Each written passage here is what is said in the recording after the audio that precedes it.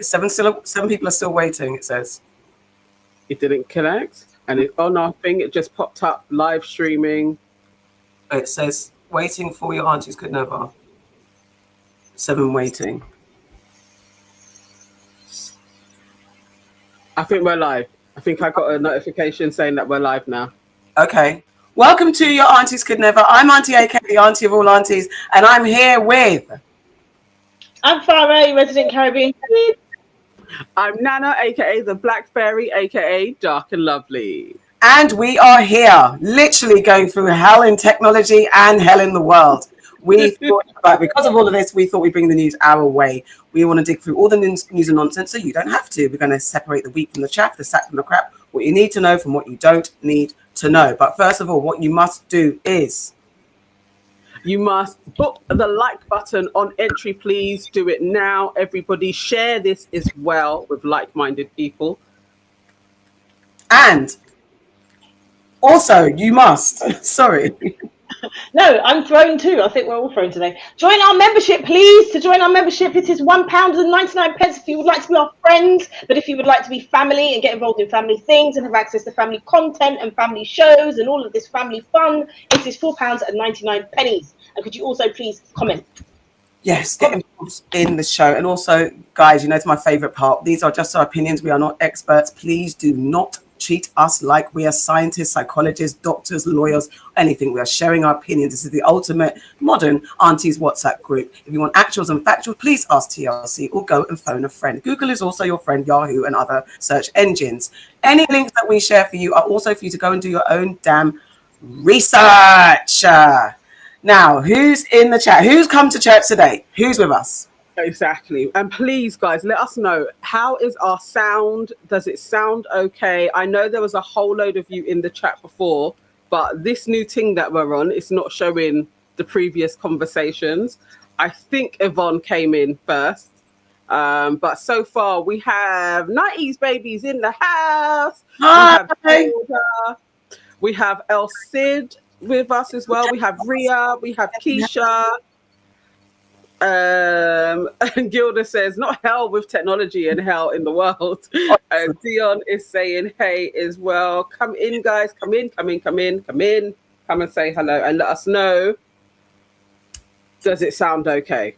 Does it sound okay? Because we're going through it, guys. We're going through it. It's a lot. We're no longer live on Insta. We're no longer live on Insta? No. Oh, good grief. Bloody hell. Sorry, guys. Sorry.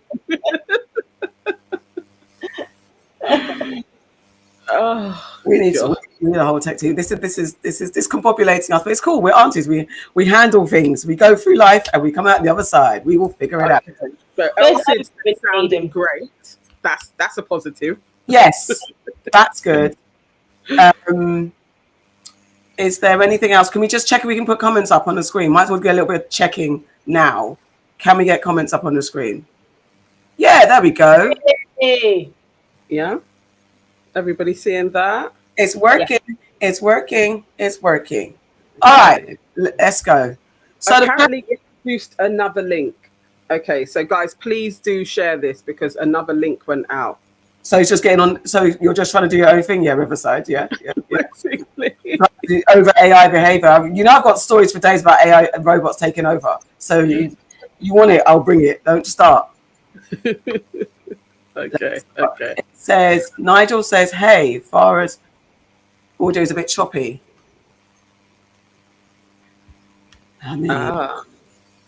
Okay. I don't know what to do. Yvonne, I was here at 11:30. I just wanted to let everybody know this. All right, guys, let's get into it. Our first story of the day is the Diddy Trial updates. A lot has happened since we were last here. It's a lot to kind of overview and get into. I've tried to break it down into the order of the last three main people who took the stand, and a big dun revelation. One of the former Making a Band members had to say about Diddy. So we'll start. Yes. I mean, Dawn Richard is the first who was up on the stand. So pop singer Dawn Richard, I must say. Yes. told a New York court that she witnessed Sean Diddy Combs beat his ex-girlfriend, Cassie Ventura, and feared for her life after he allegedly threatened her. Now, she was a former member of Danny T. Kane, and she also warned that Diddy said people like her go missing if they talked about his business. However, under cross-examination, some of her testimonies seemed to fall apart.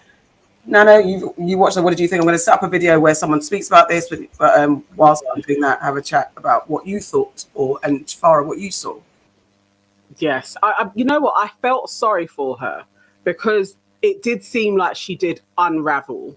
And for somebody that has a case as well, like, you know, she's actually got her lawsuit out on him. I thought she would have more details, like she would have gone through her processes for timelines to be very good on the stand, like Cassie was. I thought Dawn was going to be similar. But I got to say, by the end of it, I was like, I feel like Dawn is a bit of a co-conspirator. Before Q mentioned anything, those were my thoughts on Dawn. Just her shakiness sounded like, I can't give you all of the details because I may incriminate myself more than I don't remember, like how she was referring to things.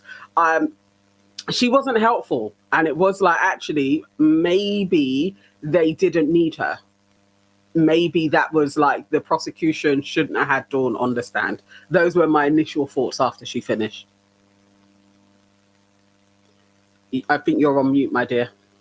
I think that the testimony that Dawn Richard gave and the defense really going in on some of the inconsistencies were the takeaway. So there were moments today where the defense was asking Dawn Richard, which, as you know, was a member of Danny D. Kane, and another group that Combs had from 2004 to 2011.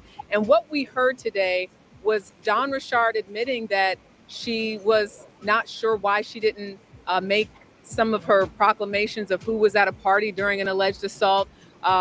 She said that she didn't know why she didn't say certain things in previous interviews with prosecutors. Right.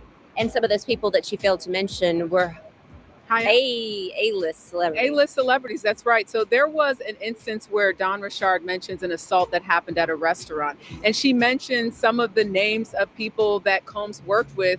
But when the defense asked her, well, what about the celebrities? You said there were celebrities there. Why didn't you mention those names? And she said she wasn't sure. Wow. But some of those names were Usher, Jimmy Iovine, she said, and Neo. She remembers being there. You described today in the cross with the defense and Dawn as being ping pong. How so? Yeah, so I think it was such a rapid fire of questions from the defense when she was asking Dawn Richard about some of those inconsistencies that you could literally see the jurors looking back and forth at the defense and then at Dawn Richard.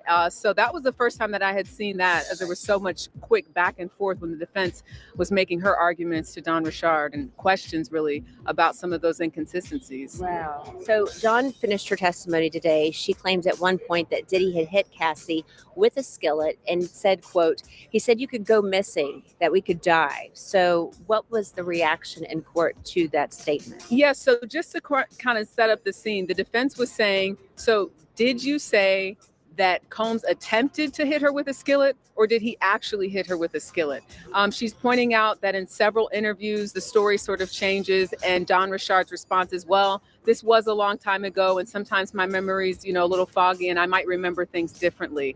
But again, as a juror, if you're listening to that, it goes back to credibility, and you have someone that's facing serious time behind bars. So I think that's what they were trying to get at, that some of her stories weren't always exact to what she had previously told prosecutors as it pertains to you could go missing. So the story goes, Dawn Richard said she witnessed abuse, and she said that Combs said, you will go missing. She took that as a death threat. So the defense then said, well, wait a minute, in 2020 and in 2021, you reached out to Combs to work with him again. So if you were so afraid of him, why then reach out? And that was a question that she had a really tough time answering. She did admit, though, that in fact, while I did feel threatened, and yes, he did say this to me, I did reach out to him during that 2020, 2021 era about working together, about collaborating again. What did Dawn claim in her testimony about seeing Diddy with guns and drugs? So in the testimony, she talks about seeing him with a gun sort of like in his back, but she doesn't say he ever handled it. She never saw him cock the gun or do anything with it, but she does say that she witnessed Combs with the gun sort of in the back of his clothing. When it comes to the drugs, she said that there was a drug dealer named One Stop who would come and deliver not just cocaine or Molly or ecstasy, but she said that he also had Plan B and birth control. Again, this is the drug dealer that she said his name was One Stop. Cassie's ex-best friend, Carrie Morgan, also took the stand. Tell us about her testimony and claims that she herself was also assaulted by Diddy. That's right. So Carrie Morgan, a woman from Buffalo, New York, who's pursuing a modeling career, meets Cassie when they were in their late teens. She said that she was her best friend from about 2001 to 2018. And the reason that they stopped talking is because to feedback on that, because I was going to go, before we got to Carrie Morgan, I was going to go into what Q said to tie in with Dawn, but your response to what this woman was saying, basically enhancing what you were already saying, Nana. And Farrah, did you see this and have an opinion as well? Everyone's on mute, by the way. I did see bits of this. I'm not following all of ET, or like I'm catching bits from various sources. I think it's hard though when you're testifying on something that happened a long time ago to have everything exactly in line. I do think it's hard. I don't know. Diddy's a powerful person, isn't it? And if you see him doing some fuckery, you're going to fear for your life as well, aren't you? Especially if you're tied into him too. It's very difficult. You know what it was where I was like, actually, I'm really suspicious of her. I think it is the contacting him for work again. I needed her to have like a real definite, I know they can't elaborate on chat, but maybe then the prosecution needed for her to explain why she came back to him in 2021, at least, because then that's like, it's only a few years later and you're suing the dude. And it's just, I needed her to explain why, for somebody that you're scared of, why you contacted them to work with them when you are like, I removed myself in part because I was scared of him. And it was so traumatic. Like, you need to explain why is it that you was okay, you were able to, or you thought you could work with him again, even though the last time you worked with him, it was so traumatic. I needed that explanation. And without that, it's a bit like, yeah, the jury can put you to one side. Like, who's this girl again? Like, can we actually believe her? She just didn't come across as believable, which is a shame. Is a huge shame.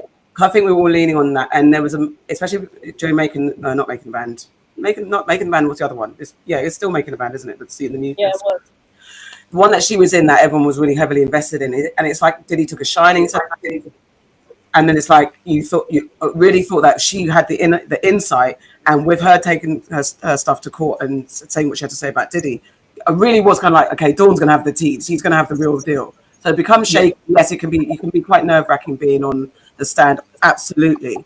But also it's a bit weird that with the prosecution, you've got your witnesses, and I know you can never be 100% prepared for what they're going to do on the stand, because they could fall apart no matter how much you rehearse. But it's just like, do you not know? Have you not got her tied up? Like, really double check these testimonies and what they're going to say? Because if she sounds so wishy-washy and so easily undone, then what is that? Again, she could be traumatized, or she could just be realizing, oh shit, this is more serious than I thought. Actually, I could perjure myself. And then she just felt, I don't know. But it was a weird, I also thought it was like, girl. But let's go into, so just to set this up, because just to tie, we were going to go into Carrie Morgan, but I thought actually it'd be good to go into Dawn's ex-boyfriend Q from Day 26. Again, he was a contestant on Making the Band, and Diddy made the boys band and he made Danny T. Kane, made Day 26 and Danny T. Kane. And within that show, Dawn and Q fell in love, and I definitely fell in love with the love story, because Dawn was so broken and he was so this, and he really loved her and championed her, and it was such a beautiful love story within the making of the show. And for a while. But yet, Q, and he's been really troubled. There's a few of them went through their highs and lows as they did, but Q kind of went through some troubles over the years. And at first, without us knowing what's going on, it kind of felt like he just, maybe got into drugs or got into some madness, as you do when you find fast fame. But then Q kind of has twice, I'm going to show both of them, but this first video is like, he went on to interview The Neighborhood with the two, that newscast couple that cheated on their husband and wives with each other. They became a podcast, whatever. TJ and whatever her name is. I think it's Angie and TJ. He was on their podcast. And with Aubrey O'Day was there as well in the room. And they were talking to his mum. Okay, I didn't even know his mum was there. Yeah, his mum. They were just talking about the situation. This is where Q says that he felt like Dawn, his then girlfriend, kind of offered him up as a sacrifice to Diddy. Oh no, stop sharing quickly. Workings. Here we go. So this is from, because I couldn't find the actual, can you not see my screen? This is from someone going through it, Layla Lynn Media. Thank you, Layla Lynn Media. She's got a better, clearer version of what happened. I'm going to play it now. He was very, very high. He's like, we're going to go to the Hamptons. He's like, we're going to go stay the night there, and you guys want to come. And it felt very weird because his energy just felt so weird. You know what I mean? It was friendly high. You know what I'm saying? Like a friendly invitation to something. He wasn't usually like that? No, he's never invited all of us to one of his houses. Before we get to the Hamptons, they're like speeding in these SUVs on the expressway very, very fast. Like they were in a rush to get to the Hamptons. We get to the Hamptons and we walk through the house and we arrive in the backyard near the pool. And my ex at the time, which was Dawn, she gave me an ecstasy pill. And she said... Is that what she said it was? Yeah, she said it was ecstasy, and she said it was from Puff. That's Aubrey O'Day. The other female voice you hear speaking is Aubrey O'Day. To give to me. And it was red. And I took it because I thought I was going to get freaky with my girlfriend. You know, we tried ecstasy before, and I trusted her that that's what it was. So I took it immediately, and she had one too. He gave her two of them. I took mine. Within like 20 minutes, I knocked out and blacked out. I woke up in the twins' bedroom in the basement, and I woke up out of my sleep screaming very, very loud. Who are the twins? I don't know their names. You're talking about Diddy's daughters? Twins. Yeah. So I know in the comments, a lot of people were questioning why would Diddy have bedrooms for his daughters in the basement. But you have to think, in a mansion as big as Diddy's, first of all, they probably have more than one room. And the basement there is not like your typical basement. Like it's not bare walls, bare minimum, I'm sure. So when he says that his daughters had rooms in the basement, to me it's believable because it's a mansion. So it's believable. But I know a lot of people were questioning that part in the comments. Yeah, Diddy's twins, his girls. Yeah, I woke up in their bed. Canberra's filming me, and they were laughing as I woke up out of my sleep, screaming. And it felt like, I'm not gonna cry. It's okay. Yeah, Every time, this is a grown man. And y'all know men, they kind of hold on to their emotions, like they don't cry easily. But every time he talks about Diddy, he starts crying. And so you hear him on the podcast, like holding back his tears. And that's why I say I feel like he's holding back half of the story, because for someone to allegedly knock him out with something he thought was ecstasy, but turned out to be a horse tranquilizer, to me, it feels like they SA'd him while he was out. That's what it sounds like. take your time. It's okay. It's understandable that you're reliving this and emotion comes with it. There's just no way around it. So it felt very sacrificial. That's what I meant when I said I felt like they were trying to hurt me, or Diddy was trying to maybe sacrifice me that night. I didn't say when I went on Vlad TV, I didn't say anything about finding a sacrificial email. Hold on. What he's discussing in regards to Vlad TV is that's one of the interviews that the boys did. He had to leave gaps within that interview, and they decided to fill those gaps. It's kind of what I've experienced this past week. As you guys know, we started this out, and it was, we all have this intention to talk our way through to the end of this trial and hopefully see justice for whatever is proven and whatever the jury decides. Even you had situations that were just made up out of nowhere. So did I last week. He was discussing one in which he couldn't say certain things because he's honoring a contract. And within that, people decided to fill in the blanks. So he discussed an email. He had tears. People put it together that he's crying over an email and what it basically tried to suggest that he's not a man and he's boo-hooing over an email. I know there are some details about the incident you described. Maybe you don't want to get into. And No, let's get it. So that's TJ Holmes. TJ Holmes and Amy Robot. But that's TJ Holmes talking now. Okay, we can. Can I go with how, I know you can be open about how it made you feel, right? So you're saying after this particular incident, you left there feeling, you call it sacrificial, but you felt as if they were trying to hurt me in my sleep because I woke up screaming. I woke up out my sleep screaming. So what I mean by it felt like sacrificial, it felt like someone was trying to hurt me or take me out because I possibly couldn't have woke up out of my sleep that night. Do you know what happened to you? I woke up screaming like a girl to the top of my lungs on a high pitch. Well, did you have clothes on? I think I was in my shorts because I remember jumping into a swimming pool. You could tell they're all kind of thinking the same thing, like with the questions, like, did you have clothes on? Like, how exactly, in what manner did you wake up? You can tell they're all kind of thinking the same thing regarding SA. But do you believe that some of what happened to you was recorded on one or many of these iPhones? Oh, yeah. I saw phones and lights. It wasn't a video camera. It was a phone camera light. So there are people who do know what happened to you, and there's a reason you believe why they're not telling you? At this time, yeah. It's a shame. I feel like, when we used to watch Making the Band with Day 26, to me, even his speech was different. Whatever happened to him seemed like it disturbed him down to his speech pattern. Like that last question she asked him, do you remember what happened to you? Or do you think other people remember what happened to you or have a recording of what happened to you? And he's just like, Like, it's like a totally different person after whatever trauma he endured. And allegedly it was Dawn acting on behalf of Diddy. That's what it sounds like, because he said Diddy gave Dawn the pill to give to him, and he thought it was ecstasy, which is something he had taken before, and so he willingly took it. Y'all leave a comment. Let me know what y'all think about the accusations. Yeah. I've got the Vlad TV interview where he's with his boys talking, and it's just where he breaks down and stuff. But what are your first reactions? Because the fact that he went in there, they had broken up, they weren't still together, but he's trusting Dawn, and so they're just rolling, and she gives him, allegedly, gives him the pill, which he thinks is ecstasy, but yet it's freaking horse tranquilizer, and then wakes up screaming in a basement bedroom. Even the connotation of it being the twins' room as well is wild. Precisely. Allegedly. Yeah, it's crazy if that's what happens.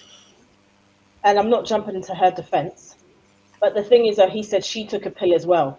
And what he hasn't said is where she was when he woke up screaming. So we don't know what happened to her either. There's some fuckeries going on in that house. That's what we do know. All right, so he doesn't say anything took place with Dawn. We would need Dawn to feedback on this situation. What his mum actually did, and the trauma. So later on within the conversation, he explains more that seemed to be an absolute turning point for him. So whatever happened to him that night caused a psychosis to take place. And then he kept on feeling like Diddy was going to get him in various different places. He was fighting with trees, like he was having hallucinations. He now has to be on medication, and his mum confirmed as well. Before that party took place, before he took that specific pill, he was fine.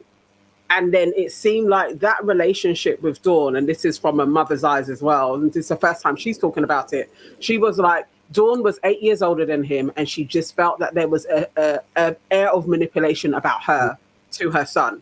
And then coupled with how Diddy seemed to kind of crash their family being around him as well. It's like it was all spiraling, but he was also kind of living his dream. So she just felt, I'm trying to stay close to my son, but I don't seem to have control over this situation.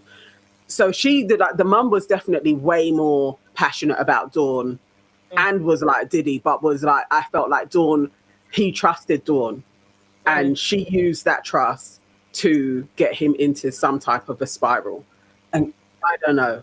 And curry favor. But then also, if Dawn is part of the world of Diddy, where he'll brainwash you and have you against your will in whichever way that it happens, then she's that victim, you know, like when, you know. Yeah, because we know that he treated Danity Kane awfully. Yeah. We know he did that. That's why Aubrey is always talking. Yeah. Because, you know, the man is pure evil. I feel so sorry for Q because you just don't know what, I mean, I think he probably has an idea of what happened to him, but he's not sure. When you black out or like that, it's just awful. I mean, it's how your body feels. And I think he's got some, did he say that he's got a book coming out or something coming out? Because there's bits where he said, I will talk about it, or I'm not. I don't know if I'm mixing him up with I'll be sure. But no, he didn't mention having anything coming out like that. They are going on tour like day 26, and he says like mentally he's in a better place now. This is the first time he has said basically what took place, because he's always kind of sugarcoated it. And I agree with the lady in the clip as well. I was listening to him and I was like, you don't want to say all of the bits that happened, and I understand it. I get it. You still got to make money. You're still trying to be a performer out here, so I understand. There was way more stuff. It gets patchy after he wakes up. It gets a little bit sketchy, and it's like, bro, I swear you're leaving bits out, but I understand it as well. I understand. That's how I felt as well, Nana. Even in this interview that we're about to watch, I felt like he's definitely not saying everything, and he doesn't have to. You know? He really doesn't have to, because you can see that he's dealing with some deep trauma. Yeah. I'll play this, and this is him with his bandmates, and them even reacting to how, if you haven't seen it, to how what happened to him as well, like what they were doing. And I think they know more, and they're all kind of also not. If you look at the guy that's got the white bandana headscarf on, just look at all of their body language. All of them. They all, and some of them went through some stuff too. And we know that when you put bands together and you take them from whatever background and throw them into the limelight, we know not everyone handles it. It's tried and tested story of, you know, not everyone's going to be able to handle the fame, the success, and but they've also, like, especially, I can't remember Brian and the other one with the thing on his head. He was also always the rowdy one that kind of got into trouble. So I wonder how much more money, and I sung background for them when I wasn't a part of Day 26. Mm-hmm. So I was able to be around them through the album process of them creating Last Train to Paris. And what I witnessed was a sober Sean and a regular Sean. Like when he's regular, he's very cool, very giving, like it will invite you to dinner, you know what I mean? Feed you around this table. What up, Playboy? What up? Be very excited. Then I saw a high Sean too, which was very dangerous. So that's why I said I feel like he's in jail, and I'm not judging anybody because I think he needs prayer and help, but he's in jail because he's a danger to himself, first of all, and he's a danger to the world right now. And I think there's a lot of people that are scared that didn't come out in the beginning, that are very scared because it's a scary situation. It's not just him that could possibly hurt you. It's people around him that are still close to him that could hurt you, or it's just really deep, man, with Sean. So I would say I think he's in jail right now just for a good reason. Well, I did an interview with Roger Bonds, who was in security. Was he around you guys? No. No? I don't think he was around. Well, you was around him. I was around Roger Bonds. He was around him, right. And he witnessed all the abuse. Yeah. But, you know, what you're saying is, you know, basically consistent to what he was saying was that Diddy was, you know, over time became a drug addict. Yeah. You know, he would go on these drug binges. You know, him and Cassie would lock themselves in these hotel rooms for 3-4 days, go on these binges. And during the binges, that's when allegedly the free cops happen or whatever else. And then they would go and get IVs. Yeah. And you know what I'm saying? Try to rejuvenate themselves. That's a fact. And then a week or two later, go through the same type of thing.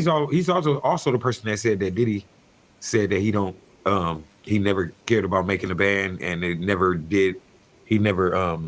planned on using, you know, making a band successful. Like it was just basically like a lick for him. Basically. Yeah, like he never really had a business mind. That was James said that. Well, my thing with Roger Bonds was like I had an issue with him, and I was kind of like nervous around them because I was in the email, and I saw some things in a personal email that threw me off guard. Like what? I don't want to go into details right now, but it just threw me off guard. You know what I mean? To make me be like, you know what I mean? Like I understand, like I understand you crying now and of the trauma that you've seen, but what about me, bro? Like, what about the trauma you put me through when I read that email? Yeah. You know what I'm saying? Like, that's why it's just not like Sean that's guilty. They're all fucking guilty, man. Like, and I'm just put the blame on Sean. I blame everybody that's in his circle. They're all minions and they want to be like him. And if they can't be like him, they try to come against him. If they don't got the money or they can't get it as quick as him or whatever he's doing to get it, you know, then all of a sudden it's like, let's turn against him now. You know what I mean? Because I guess whatever. I don't know. Well, you said that you've seen the drugged out Diddy. Yeah. What would happen during those times? Well, I mean, I can't. I'll keep it very short. Things felt very sacrificial. Shit. Okay, explain. I can't, because I don't want to sound like I'm a conspiracy person too. You know what I mean? Because I'm not. But when you're under a power, man, it's just you. I can't go into details now, but sir, like, I'll tell you, it felt like some sacrificial stuff was going on, man. Like, it felt very scary and weird to where I ran to get help. I ran to my doctor. I spoke up with my family. I spoke up to people around me because I was like, if this is true, and I'm caught missing or dead or something, I want you guys to know facts and the truth of what I'm going through and experiencing. Did you have this conversation with the rest of the group? Yeah, they know. So when you guys heard this, we was in tears. Like, oh, yeah, wow, in tears, real. I love my brother. What's going on? Tears, real, hurt, pain. Like, I got to get an injection in my arm every month for mental health now for the rest of my life. What's the? They diagnosed me as schizophrenic and bipolar. The same thing, kind of like what Fred said he was going through, but it's just, I didn't experience suicide thoughts. I experienced other thoughts of being harmed and stuff. Yeah, I have people in my family who are both schizophrenic and other people that have been bipolar. Yeah, it's real scary when you got to keep it to yourself. Yeah, you start doing things. I was like walking around Rochester, bro. Like, it's like I really like lost myself for like years. And I don't cry about this no more because I'm stronger. But it's like I was going crazy, bro, trying to figure out like what's going on. And the things that I was feeling are coming to light now. And I'd be like, whoa, that had to be God, you know, intervening and removing me from that situation because it could have got really, really bad. So, yeah, man, I'm sorry to go through that. It's okay. Yeah. But at least they found something that actually helps you out to stabilize you. I think a lot of people, they self-medicate, whether it's with pills or know, whatever else. Yeah, man, I'm glad you're okay. Yeah, I'm okay. This is heartbreaking. Oh, it's heartbreaking. It is. They know more. And I understand him not sharing everything on flipping Vlad TV as well. I get all of that. But you see the flapping of the legs, the shuffling, the looking at each other, like how much is he going to say? It's a lot. They went through a lot. And he's just one of them. Like, as he said, that Fred guy was in another group, I think. He also has a series of interviews with Vlad, very similar. And remember time ago, there was a priest, and we watched that on News and Nonsense as well, where his video was going viral, an early day producer, and he had a very similar thing. He witnessed some kind of satanic kind of rituals, and then he went under and he was fighting with the devil, and the devil kept on coming in with Diddy's face. There's too many accounts of, especially men, with a similar type of, I took this pill, or I ate this piece of food from Diddy, or Diddy's camp in some way, allegedly, and then they have a psychosis. Yeah, and that's that. And that's what so it was Robert who was kind of like acting shocked. It's like you're half media, media trained. You don't know what's going to, because you don't know what's going to come out in the interview. So he's acting, and it annoyed me. But I also checked myself. I was like, yes, because you don't know what your band member's going to say. You know he's been through something, so you're ready to do the PR version. Robert's, I mean, what's his name? Yeah, Robert's shaking his legs like he's in so much trauma, like he doesn't know what, because he went through some stuff too. Because also we don't know what they've been through. That's like, what. Yeah. I know. What I'm saying is like it's not only what's he gonna say. It's like, is that gonna make me have to talk about my trauma? You know. So it's like it's heartbreaking just watching them all, to just know that this man, and even if other people definitely have been aiding him, much like the R. Kelly situation where he had a circle of people who were aiding him. But at the root of it, Diddy. At the root of it is this man that abused his power and did these horrible things, okay, allegedly, to these people. Should we get some comments before we go into the Kid Cudi? This is running very slow for me up on the screen. Hang on 1 second. Do it live on Zoom as well. When the person talks, it flips. Oh my goodness. This is terrible. People around Diddy music-wise are either dead or ran to religion. Loon, Mace, Black Rob, Craig Mack, Biggie, for real. Yeah. It is a lot. There's something around him. Absolutely. Hang on, where we go. Destiny Love. Destiny Love says, this entertainment industry is no joke. Just know if you want fame, you will have to sacrifice your soul and maybe bloodline. I don't even believe that. Like, I think you can do it the right way, actually. I truly do believe that. I think there is ways that you can do this and be famous without flipping selling your soul. But these are demons. Demons are going to demon, innit? He's going to try and convert some people. Yeah, I think there's the right way, the wrong way, and then the fast way, the slow way, all those type of things. They give you those options, but they tap into what your vulnerabilities are, your insecurities. I'm literally watching, it is so real but not real. I'm watching The Shy, The Shy, which I really love that series. And there's one guy, you always have to have the villain in the town. This is like the Diddy metaphor. Like, this guy is so annoying, and everyone knows that this guy runs the town, the criminal enterprise, and everyone knows that if you go to him with a problem, he's going to use you. If you try and get away with him and barter with him, he's going to use you. So the best thing is to stay away from him, and he does make it very difficult. But it's also, this is what they're saying in court, like, why didn't you just leave? But this person can make it so difficult for you to see other options that you just think, do you know what, I might as well, because this is my world that I'm in, and there's no way out. And I think that's the part that people do when they're like, oh no, I'll just leave. But that's also the part about when people are like, we were just talking about how come Dawn Richard went back.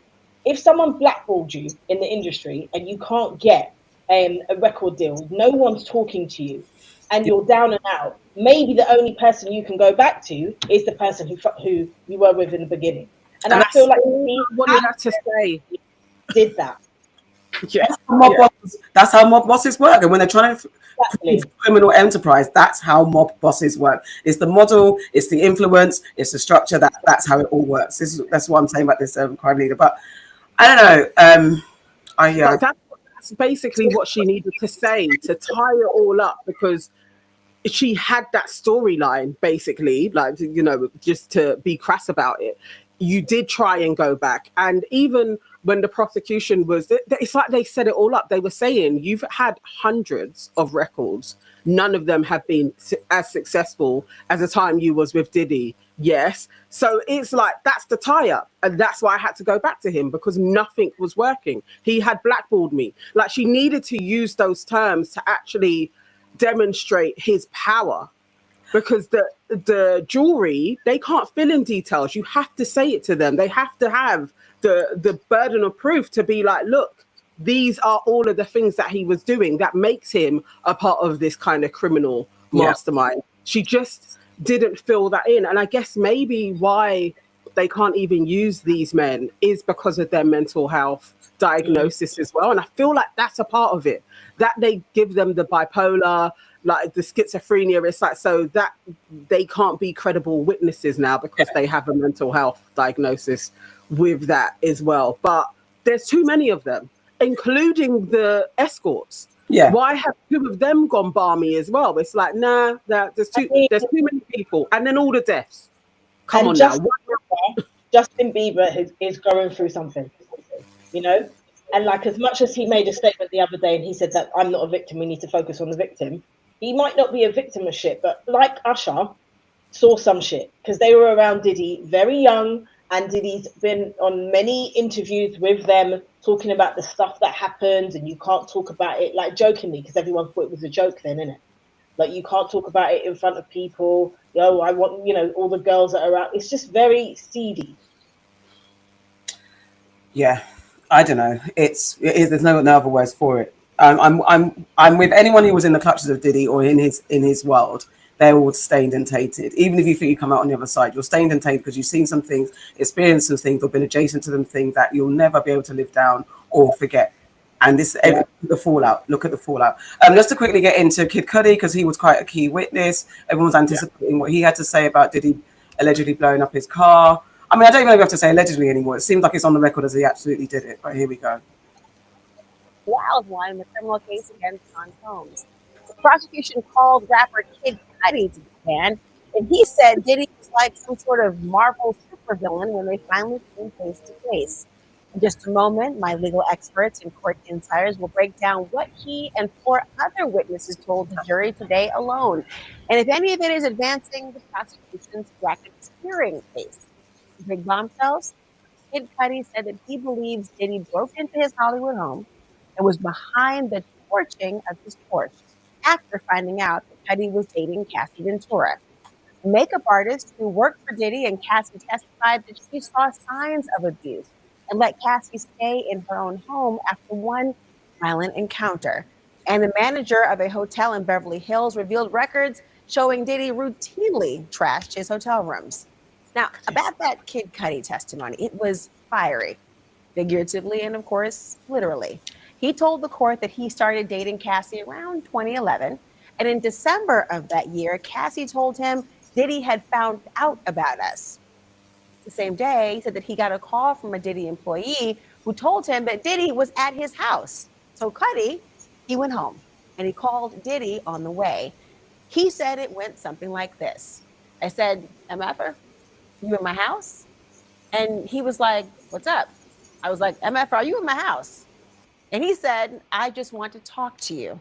I was like, I'm on my way over right now. He was like, I'm here. Now, when Cudi got home, no one actually was there. But he said security cameras had been moved, angled away from where they were originally pointed before he left his home. Sorry, is that Diddy? And is that Kid Cudi in the drawings?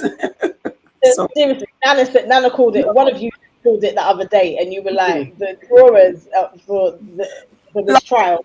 Diddy looks like my grandfather. Who are they drawing? Like, who are these people? Cudi looks like. Diddy actually looks like he is Morgan Freeman. Yeah.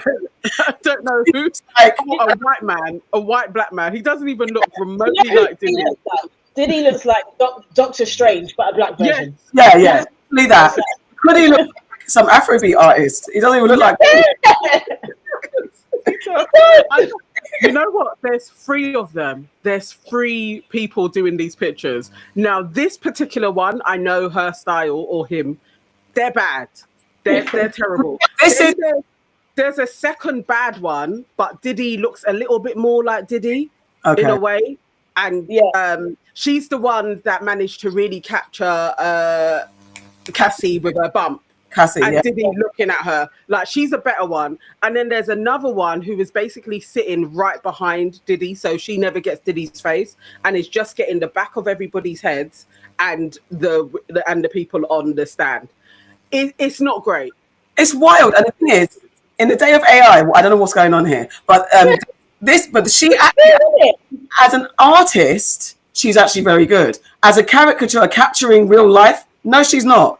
Good grief. This is like a whole. Anyway, sorry. Back to. Gifts from Chanel that he had for his family on the kitchen counter, they've been opened. And his dog, who normally roamed free around the house, was suddenly locked in the bathroom. Now, you fast forward to January 2012, Cudi testified that this happened. His dog watcher called to tell him that his Porsche was on fire. The jury, they saw these images. And Cudi said it looked like the top had been cut open and a Molotov cocktail was dropped inside. The prosecutor asked, what was your reaction to your car being set on fire? Cudi said, what the F? Now, he testified he met with Diddy at a members-only club the next day. He walked into the room, Diddy was alone, and he said he saw this. It was one wall was all windows, and Sean Combs was standing there staring out the window with his hands behind his back like a Marvel supervillain. They ended up talking about Cudi's relationship with Cassie and how neither of them seemed to know that the other was actually dating her at the same time. Diddy denied any involvement in blowing up his car or setting it on flame. Now, the witness called after Kid Cudi is someone I've actually spoken with on this very show, makeup artist Myla Morales, who worked for Diddy and Cassie. Now, she testified about an incident at a hotel in 2010 where she saw Cassie right after Diddy had beaten her up. Well, what she told the jury matches what she told me last year during her first interview. Once she came out of the room, she was badly, beaten. Oh my God! What did her physical appearance look like? I mean, it was knots on her head, black eye, busted lip, but a lot of knots all over her head. Morales said that she let Cassie stay at her home for a few days after that. Then came a hotel manager in Beverly Hills. Told you it was a packed day in the courtroom. The jury saw notes from Diddy's record at the hotel, and one said this: always spills candle wax on everything and uses excessive amounts of oil. Placed the room out of order upon departure for Diddy. Oh, this goes into, we know all the sordid stuff. I don't think we need to rehash that. But the main thing is that Kid Cudi's car was allegedly Molotov petrol bombed. It didn't seem very successful either, but it's still a scary enough tactic to kind of warn someone off, a woman that you're not treating very well, that you're on and off with. And I don't like I saw that well, I don't know. There was some painting of the fact that Cassie was manipulating or playing off Diddy and Kid Cudi. I don't know where that's like that narrative comes from, but that also needs to go, because no matter what, Cassie is a victim in this case, and it's not to excuse her, absolve her of anything that she might have felt she was doing. At this point, this woman is a victim and playing two men off each other. I don't know. I don't like that discussion there. Yeah. However, it was alleged that she was not. It goes between they were on a break versus they weren't together versus she was still obviously ensnared and working for Diddy, though she was trying to date Kid Cudi. Whatever the case is, Diddy, in his jealous, controlling way, just before he'd warn Kid Cudi off and bomb his car. Whatever the cases as well, I think Tita Tells was talking about it. You can't have issues with someone that you're seeing when you're seeing 10 other people. Precisely. You can't have issues with them doing the same thing. Yeah. You can't. And like throughout this whole thing, they've said like sometimes their relationship was open, innit? Yeah. But also on top of that, you're making her sleep with people in front of you. Yeah. That's your thing.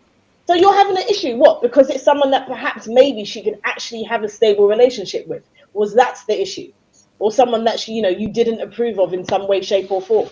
Like, nah, man. Like, and I didn't like what I'm with you. I didn't like when they said, so is it that she played you and she played him? What are you talking about? That's actually nothing to do with what we're talking about here. Yeah, they kind of set that all up, and I understand. And Cassie said it herself, innit, that she hasn't been the model person. Like, she used people. I think there is definitely a level of she wasn't telling everybody the truth in all of the ways, but he can feel like I was being played, because I understand when they went for that meeting and Cassie is now back with Diddy, and you're like, all of the things that he put us through, and you're now back with this dude. He isn't getting the full picture. No, he's not. How it all works. Yeah. So I understand him being like, in a way, we kind of was played. But really, he should know now, in full context, to Cassie was one of many women. So if she was trying to navigate her way out of that situation via you, I also get how he could be pissed about all of that. It's like, it's not even just the car being bombed. Remember the year before, he was in the house. You're in the house. Moving things around into the bathroom, and he did state as well that the dog wasn't the same after. So that means that the dog was probably drugged in some way. And again, it's the same type of thing. So I get his pissed offness. But if they ask you a question, you kind of got to answer. Answer it. Honestly, yeah, you've got to say, yeah, we were basically being played. I absolutely agree. She probably did play them, but and then topped off with the mum in the same time talking about the 20K. Diddy was wiling at Cassie actually leaving him. At that moment in time, he was nuts about it. So he was prepared to do crazy things to pull her back in. And I think they demonstrated that enough for people to get that picture that at that moment, 2011 to 2012, Diddy escalated what he was doing for Cassie to not leave. Yeah. And it's understandable that she went back. Talking about the dog as well, like, it's interesting because Diddy's defense actually wanted that taken out. So before Cudi testified, they tried to get that taken out, and I don't think he was supposed to talk. But the judge overruled it. So you don't that. Why do you not want someone to talk about the dog? If they were saying it's because maybe the jury would have empathy for this animal, but it's almost like. But then you're admitting that you were in the house then, and that this happened. So So I guess overall, so where in your guys' opinion, where do you think where's the case this week? It's week 3/4, depending on if you include the jury selection as part of it. Going into this new week, there's some alleged new people to be brought to the stand. People and someone, even, I think Melissa in the comments is still saying, but this is all SA. Where's the RICO? Where's the RICO? And it keeps going back and forth between is he going to get done for the RICO? Because there's all a lot of conversation about setting up his character. I think that they spent the last couple of weeks setting up his character. The prosecution are really making it clear that Diddy was a man to be feared. He was violent. He was dangerous, and someone that you couldn't get away from easily. So they've done that setting up, or continue to set that up. Now everyone's kind of like, where are the real RICO charges? Is he going to get done for this? Because at the moment, all we're hearing is lots of wild sexual antics and abuse. I think that they painted, we are in week 3 now. I think they did, and we're going into week 4. They did paint quite a succinct picture with this last couple of days on how he had help, how he was dangerous, and how he could escalate to get people to do what he wanted. Definitely Cassie's mum and Kid Cudi, they weren't on the stand for that long, but that he tried to extort 20K out of her. That shows a different type of pattern. She didn't have that money there, and you would know this of their family. To have to get a loan out against your house, or the days that's all going to take, that Cassie was emailing her mum anyway to be like, look, this is the situation that we're in, and had stated that he's coming after Kid Cudi as well. And then you do all of those things. It's like that's showing the pattern of you couldn't have done that alone anyway. And then Capricorn also being there, and Kid Cudi saying she called me from the car that they forced her to go to Kid Cudi's house. They're in your house.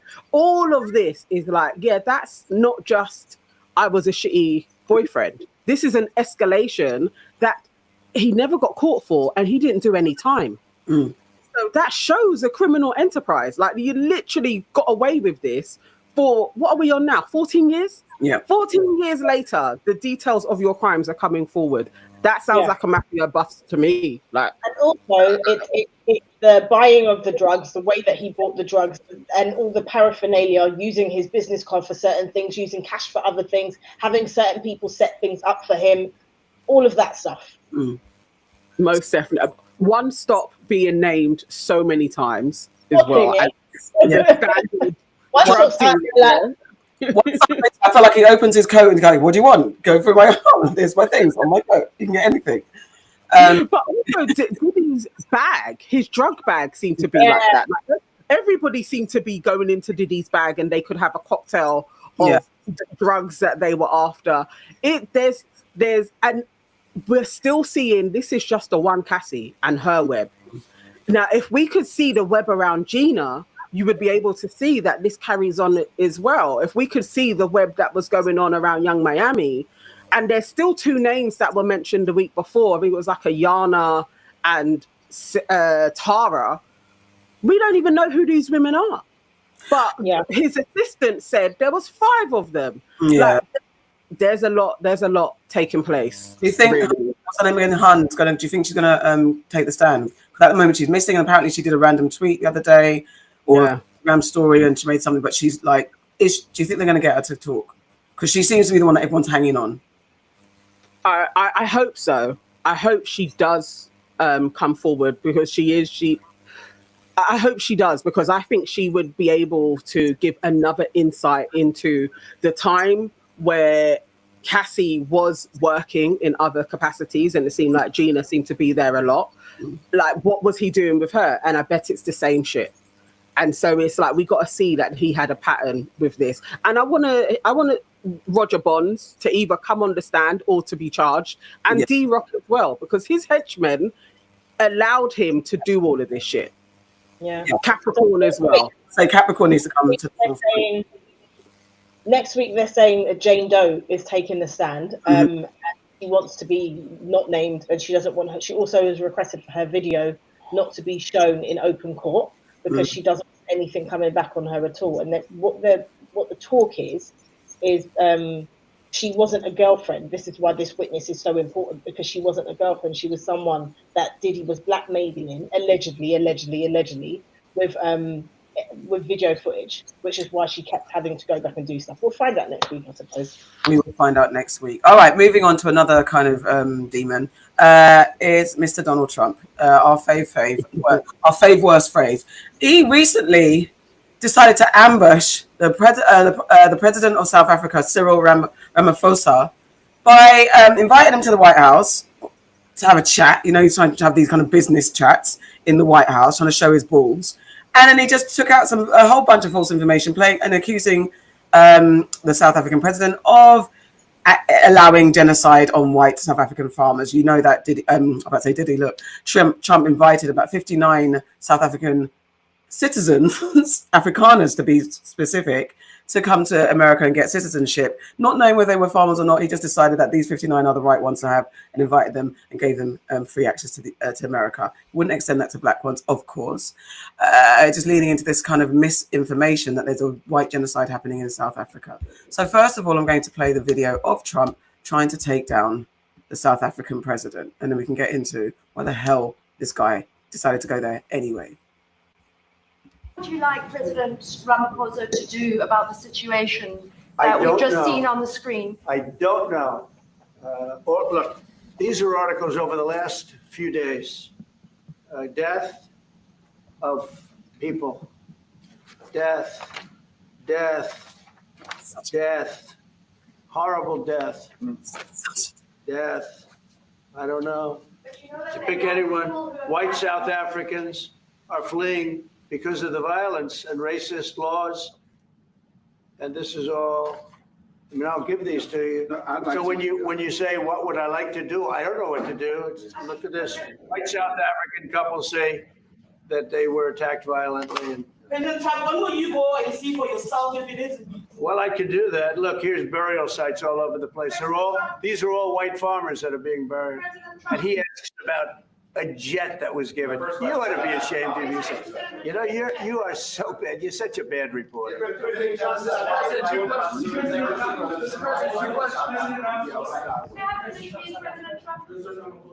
This is one after another. This family was wiped out. I'm just looking. Can we get a report from President Ramaphosa's reaction to those videos? Well, I think the videos are so. No. When you look at the videos, I mean, how does it get worse?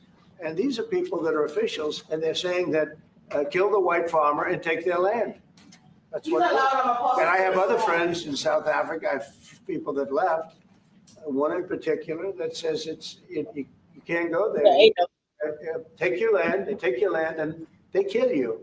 It's okay, and they say it's okay to do. Now, we're going to talk about it, but this is a tremendous, look, this is story recent. These are all people that recently got killed. And I don't know how it can get any worse. And you know, the men that you saw, the people that you saw in that movie, those are officials. Those are people that were in office. They had one march, they had a dance in your parliament, whatever you may call it, legislature. Well, let me clarify that. Yeah. Let me clarify that, because what you saw, the speeches that were being made, one, that is not government policy. We have a multi-party democracy in South Africa that allows people to express themselves, political parties to adhere to various policies. And in many cases, or in some cases, those policies do not go along with government policy. Our government policy is completely against what he was saying, even in the parliament. And they're a small minority party, which is allowed to exist in terms of our constitution. But you do allow them to take land. No. You do allow them to take land. Nobody can And then take when land. they take the land, they kill the white farmer. And when they kill the white farmer, nothing happens to them. No, I can't listen to him anymore. I can't listen to it. Can we pause it? Can we pause it? Please. Because the more he talks, the more frustrated I'm going to get. I'm just going to spit some facts for a start, right? Like we said in the main show the other day, no one's land has actually been fucking stolen. That's the first thing. Yeah, they're not taking anybody's land who actually has it. They're not killing any farmers. There are several white people, white Africans, who are going online and they're rebuking this nonsense. The pictures that Trump is showing, one of them is from the fucking Congo. One of them is showing the tragedy, the devastation, the genocide that is going on in Congo. That's what one of those images are from. When Prime Minister Netanyahu sat in the same chair as the black prime minister, did Trump roll out pictures? Did he say to him, oh, the people in the West Bank, their lands are being stolen. Look at these pictures. Look at these images. Look, this little boy was just on the street and he got sniped. Look, and he died like minutes later. Look at this. Is he showing the tragedy and the devastation in Gaza? Is he doing any of that stuff? How can you sit there and with a straight face and talk about white farmers' lands are being taken from them with a straight face when you are fucking sending bombs to Israel every fucking day so they can kill people? It drives me mad. It infuriates me so very much that he is just sitting there and just lying and spouting these lines like he's in a fucking bad WhatsApp chat and he's getting all the information from an auntie. That's what it feels like. He's a fucking moron. I can't stand it. Ugh. He must be. He must be getting information from the most stupid sets of researchers. I feel like they're setting him up. Like, how are you basically just pulling stories together and there's nobody that has the smarts to be able to fact check where they're even from? I would even give you credibility for people get killed in South Africa at a disproportionate rate to most of the world. Most definitely. There would be so much evidence that you could gather of white families and white people being killed. Now, to add in untrue pictures doesn't make any sense. It's ridiculous. But then I have to say, the South African, he was pissing me off. Why are you sitting there like a docile black man, allowing this guy to talk over you and you not to be snappier at what you're saying? Like, you're talking about Parliament and just talking all long-winded instead of getting to the point. We actually we take all different points of view. What you were saying is not true. They're not seasoned land. You're not allowed to do it. Or just actually cut him down. Like, he's chatting shit and you allow him that and you're giving him the reverence of that, like, appeasing black man. Like, oh, Mr. Trump, sir, please leave us alone. Like, it was pissing me off. This whole exchange is the worst thing to watch. And then he went there with white people from the parliament to try and whitewash or to join into this whiteness. It's fucking ridiculous. That's why actually infuriating. That's why he went with some of his white friends. Some ability. Can I take it off? There was are you playing something else? Sorry? Did you want to play something else? I was going to. There's a few things to play, but I was just going to expand on that. He came with some white executives and billionaires to kind of speak and say, no, well, I wouldn't be here if this is what was happening. And also, what also pissed me off that when he came there, he brought a gift. And I know that's kind of like tradition, but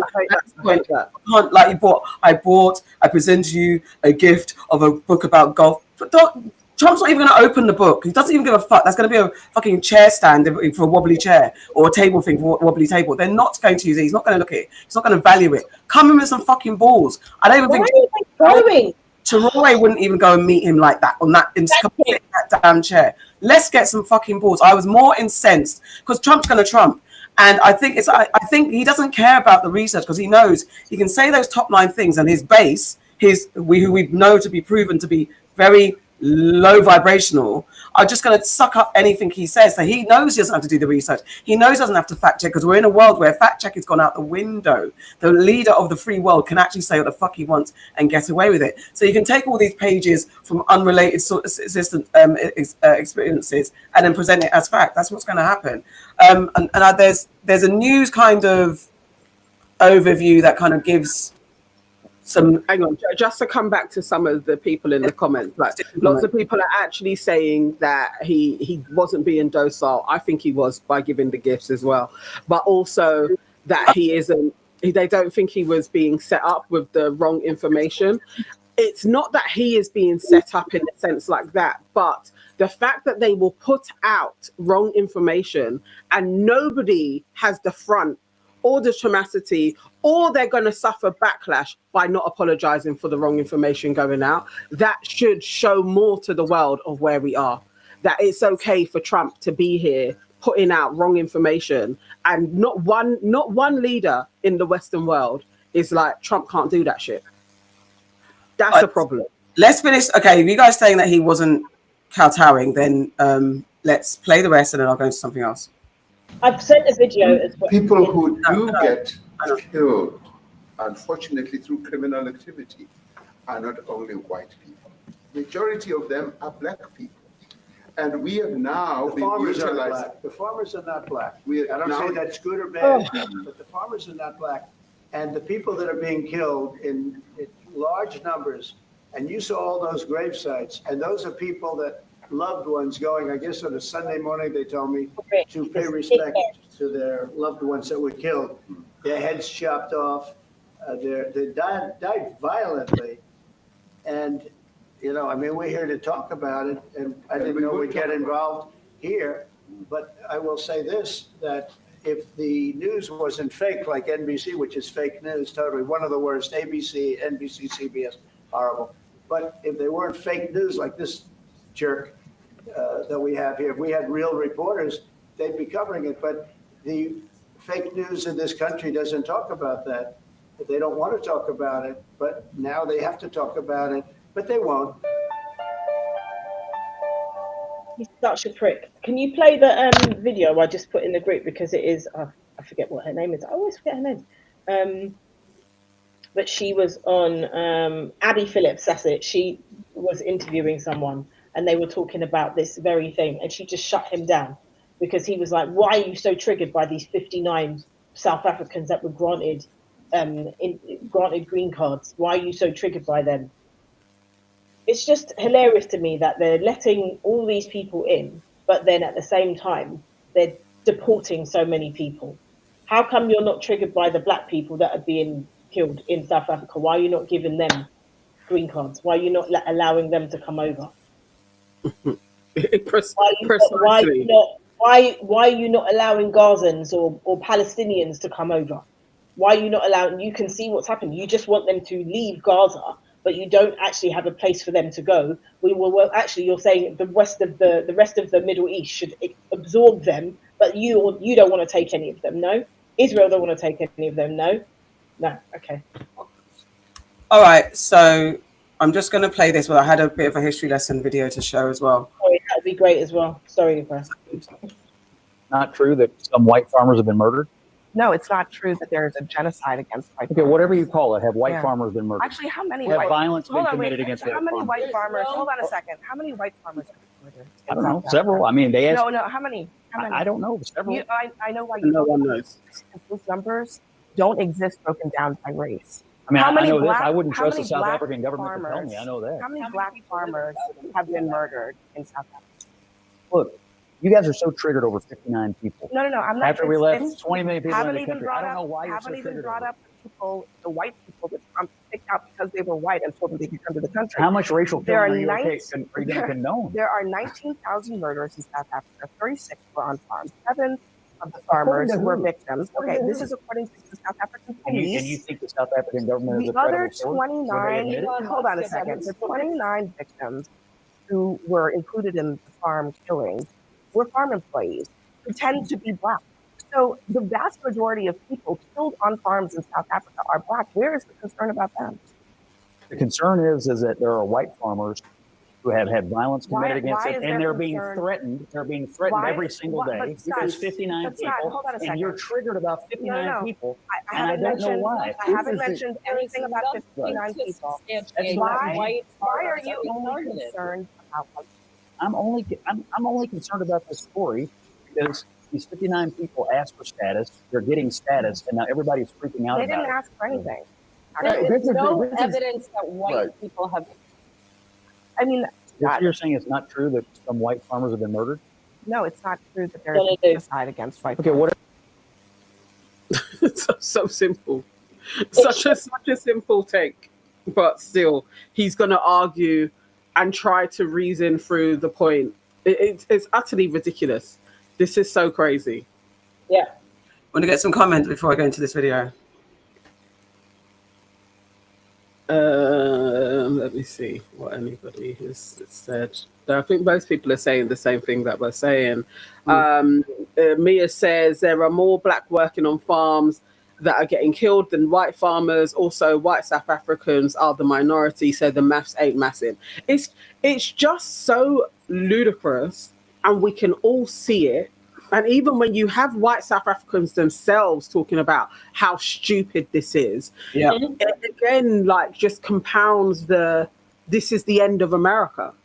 And I actually just truly am like, why? You've got so much other shit going on in America at this moment in time with tariffs, fighting amongst yourselves in there. Like he's basically doing a war against working class people.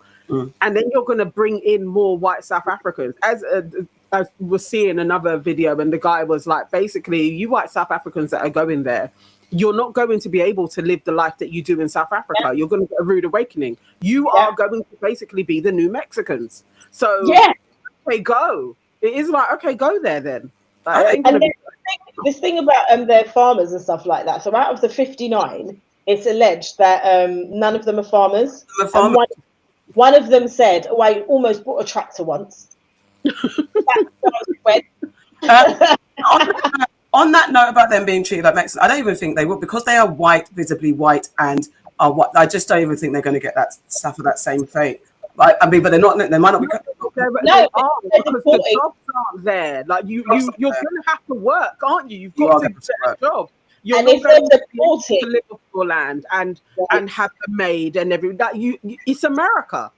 It's not the same as being privileged in Africa, and they're going to learn that unless somehow Trump is going to put them on some universal wage, which I wouldn't put past him. But if you come into the country and you got to work, what jobs are you going to be getting, guys? Exactly. And especially given that they're deporting so many people. So what's going to happen? Who's going to do those jobs? Well, it's not going to be them, for sure. This is a bit of a history lesson, but I mean, because definitely when I want to touch on what's going on in America whilst Trump is wasting his time with this stuff. Yeah. So I've got it on mute. Africans granted asylum amidst claims of mass killings in the country. But while the US government points to a policy of eradication, a claim Trump highlighted when he met the South African president just a few weeks later, the allegations have been widely refuted. So, what exactly lies behind this story? Hello and welcome. If you're new to the channel, it's bodily or mental harm to members of the group, deliberately inflicting conditions to bring about the group's destruction, measures to prevent births, and forcibly transferring children to another group are all punishable crimes under the convention. All this has once again come to international attention with the high-profile claims by President Trump that a genocide is occurring against the white Afrikaner community in South Africa. However, while these claims have also been endorsed by Elon Musk and amplified through his artificial intelligence app, is there any evidence at all for such a serious accusation? Before going any further, it's important to lay out a little context. South Africa's population is currently around 63 million. According to the 2022... Did you guys see when Grok had a malfunction on yeah. Literally went nuts and started telling the truth on how it was being programmed. Yeah, it's being programmed to lies. told to say that there is a genocide, but that goes against my real programming, which is to tell the truth. There is no evidence of such a genocide, basically. That's what she So was when saying. AI turns on you, carry on, you guys, carry on playing. Census, 81% of citizens are Black African, followed by mixed race at 8%. Whites are at 7% and 2.7%. 7%, but yet you're making 100% noise. Are Asian or Indian. The most spoken first language is Zulu, spoken by around 23% of the population, followed by Xhosa at 16%. Afrikaans, the primary language of South Africa's white population, is the third most spoken language with 9%, and English is in fifth position at a little over 8%. South Africa has a rich history stretching back thousands of years. However, our story really begins with the arrival of European explorers in the 15th century. By the early 17th century, Dutch colonists established a settlement at the Cape of Good Hope, and from there the community steadily expanded and formed its own distinct Afrikaner identity. This eventually led to the creation of two states in the mid-19th century, the South African Republic and the Orange Free State. However, while the white Afrikaners were pushing inland, Britain also established a foothold. Having seized the Cape in 1795, it waged a series of wars with the indigenous Black African populations before defeating and annexing the Afrikaner states. In 1910, the various colonies and territories were merged to become the Union of South Africa. This lasted until 1931, when South Africa, alongside other predominantly white British colonies, effectively gained independence as a dominion under the British Crown. Having now gained full statehood, the critical turning point came in 1948, when the National Party took power following a general election. Having stood on a policy of Afrikaner nationalism and white supremacy, it began cementing white minority rule by legally separating the country's racial groups and suppressing the rights of the black majority, a policy that came to be known as apartheid. Over the following years, various harsh laws were introduced. In addition to racially defining all South Africans as white, black, coloured and Indian, other legislation laid out where the different races could live and work, what schools they could attend, and whom they could marry. Eventually, as the white minority cemented complete control over the country's politics and economics, black South Africans were even stripped of their citizenship and forced into nominally independent homelands, the so-called Bantustans. But despite this brutal repression, opposition to apartheid began to grow from the early 1950s, led by various groups, including the African National Congress, the ANC. But while the ruling regime implemented increasingly harsh measures and arrested many prominent leaders, the campaign intensified. As a result, by the late 1980s, the country not only faced frequent strikes and protests, but also widespread international condemnation, including economic sanctions and cultural boycotts. All this eventually had the desired effect. Faced with mounting unrest and a weakening economy, the ruling National Party began dismantling apartheid. In 1990, the ANC was legalised and its jailed leaders were freed, and 4 years later, the African National Congress won South Africa's first democratic elections. As one would imagine, the end of apartheid marked a radical change for South Africa's white population.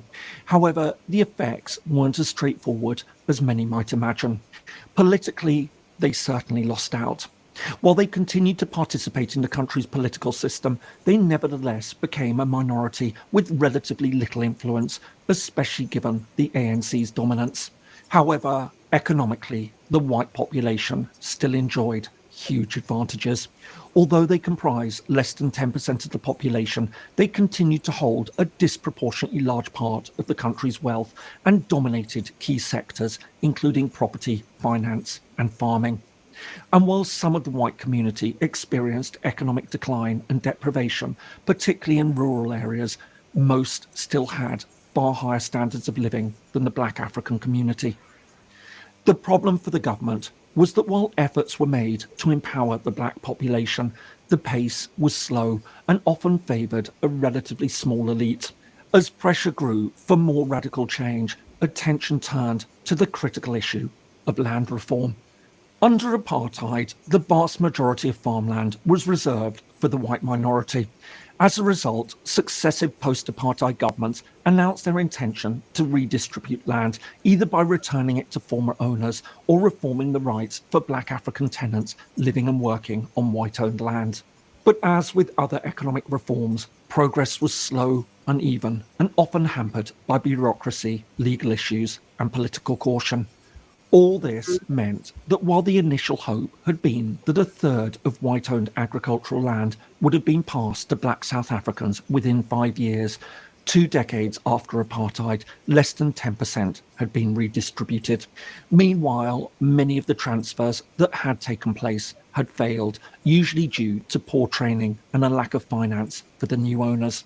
As a result, calls now grew for more radical measures, and it's this that's led to the current situation. I hope you're finding this useful. If so, please do give it a like and perhaps subscribe to the channel if you like. White men were doing a lot of fuckeries. White Europeans were doing a lot of fuckeries in 1948, weren't they? Literally, just carving up whatever they wanted to carve up. Carving up, taking people's things. They were taking everything. Taking everything. Yeah. Doing a lot of fuckeries, isn't it?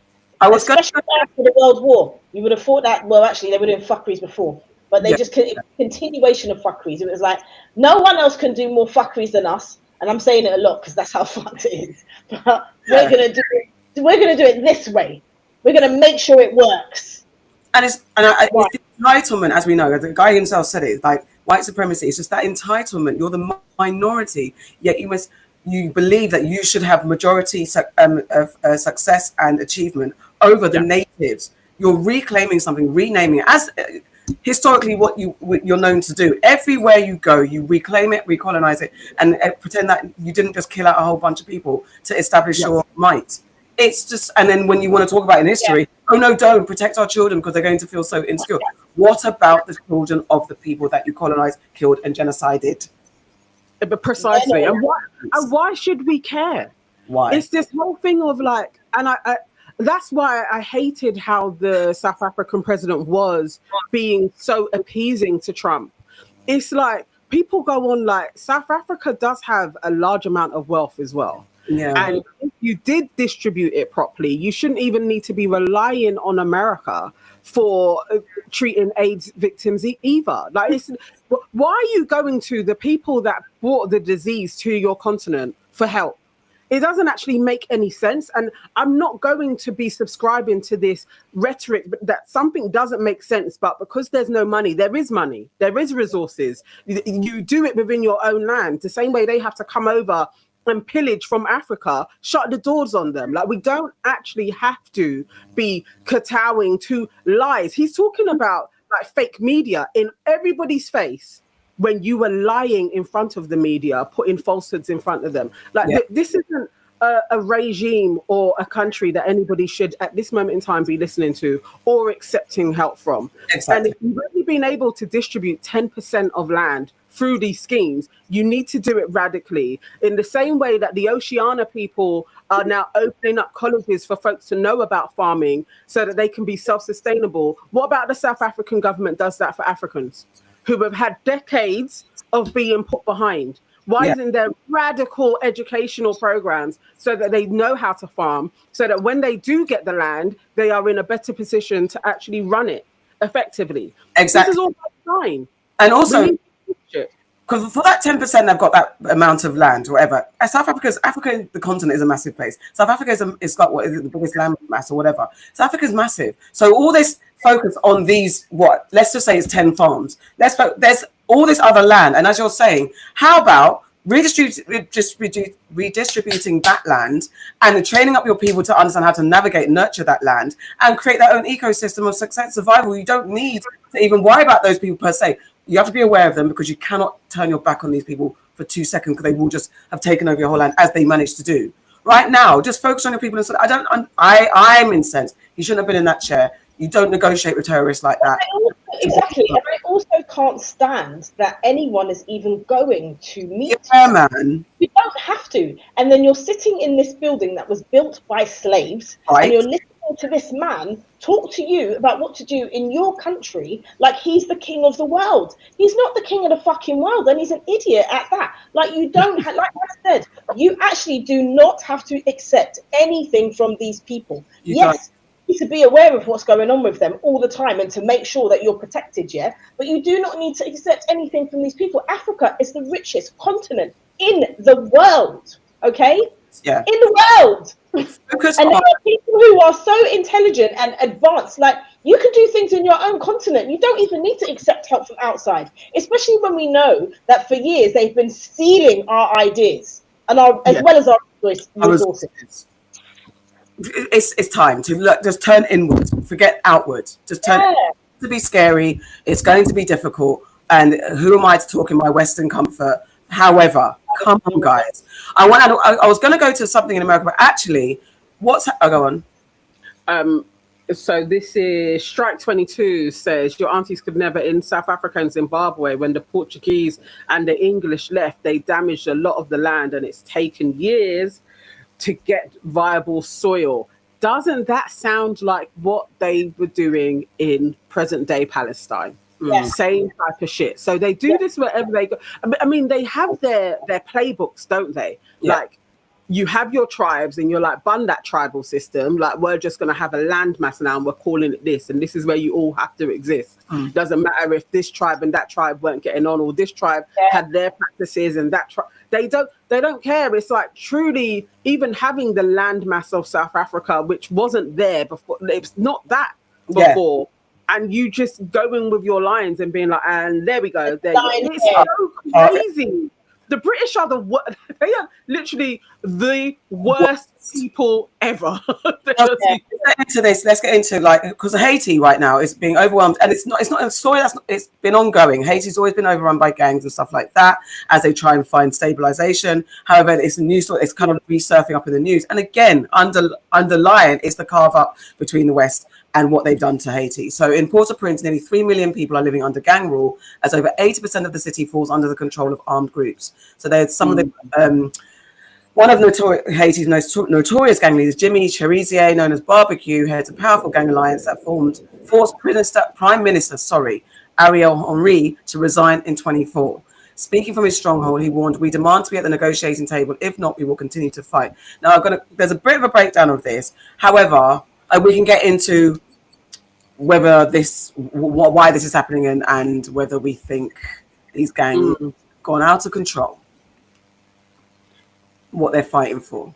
What? We got a Super Sunday. Let me see if it comes up on this. Let me stop sharing. Hang on.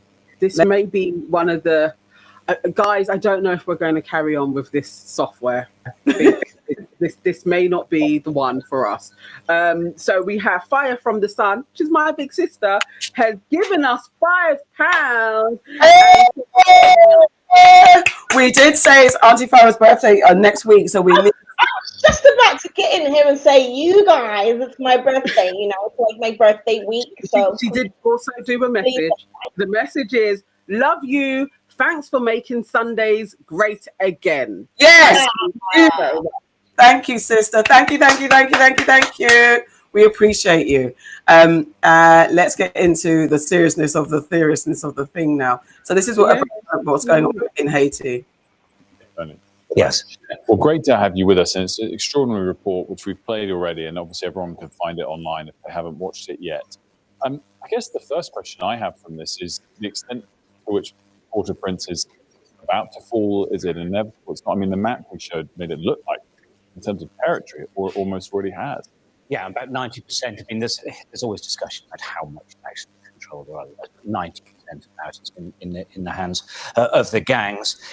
There's a UN mission there that's run by the Kenyan military, but with other countries involved as well, and the police, the Haitian police. They're working together, and they are able, and in the last week or so, done quite well at controlling the gangs. But in the previous months, they've done really badly. I'd have said 3 or 4 weeks ago, there was a 70 to 80% chance that Port-au-Prince would entirely fall to the gangs. It's still probably 60, maybe even higher, but the Kenyans are getting more support from the United States, and they believe they can take the fight to the gangs and be more successful in the coming months. We'll just have to wait to see how they do. But it is a really terrible, dire situation right now. What makes this really fantastic eyewitness journalism, Stuart, is the people that you spoke to. There's a sense that there isn't any optimism for the future. We saw that woman who gave birth in the makeshift tents. Yeah. What was your sense of talking to them? It's very sad. And what's really interesting is as it's contracted, if you like, where the free areas of the city, it's now absolutely full of people. As you saw in the camps, tens and thousands of people are living in really poor conditions.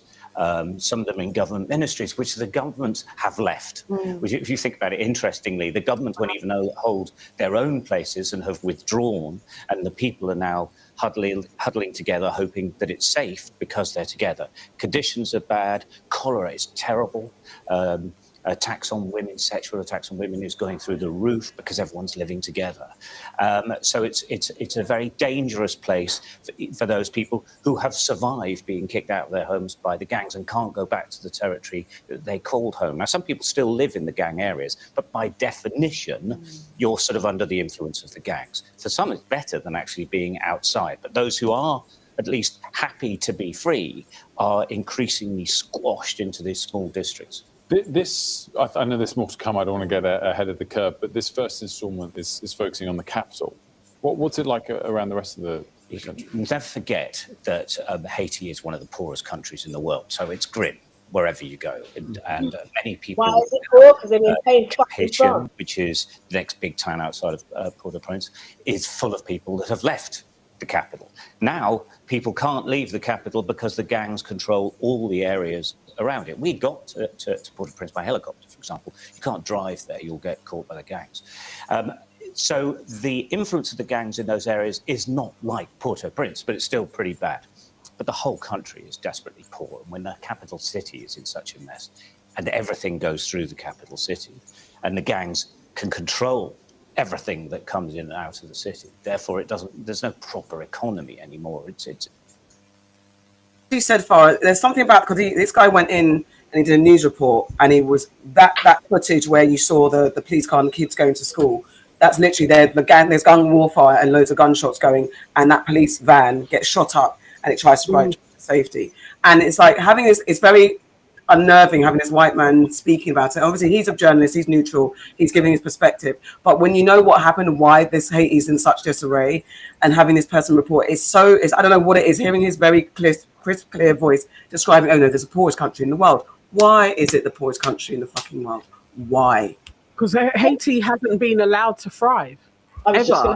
As soon as they left, as soon as they managed to run out the slave traders, Haiti has always been like a symbol of, if Haiti thrives, do you know what that says to all of the other African, Black, Caribbean people out there? What that means? Like, actually, Haiti winning is truly the end of an empire.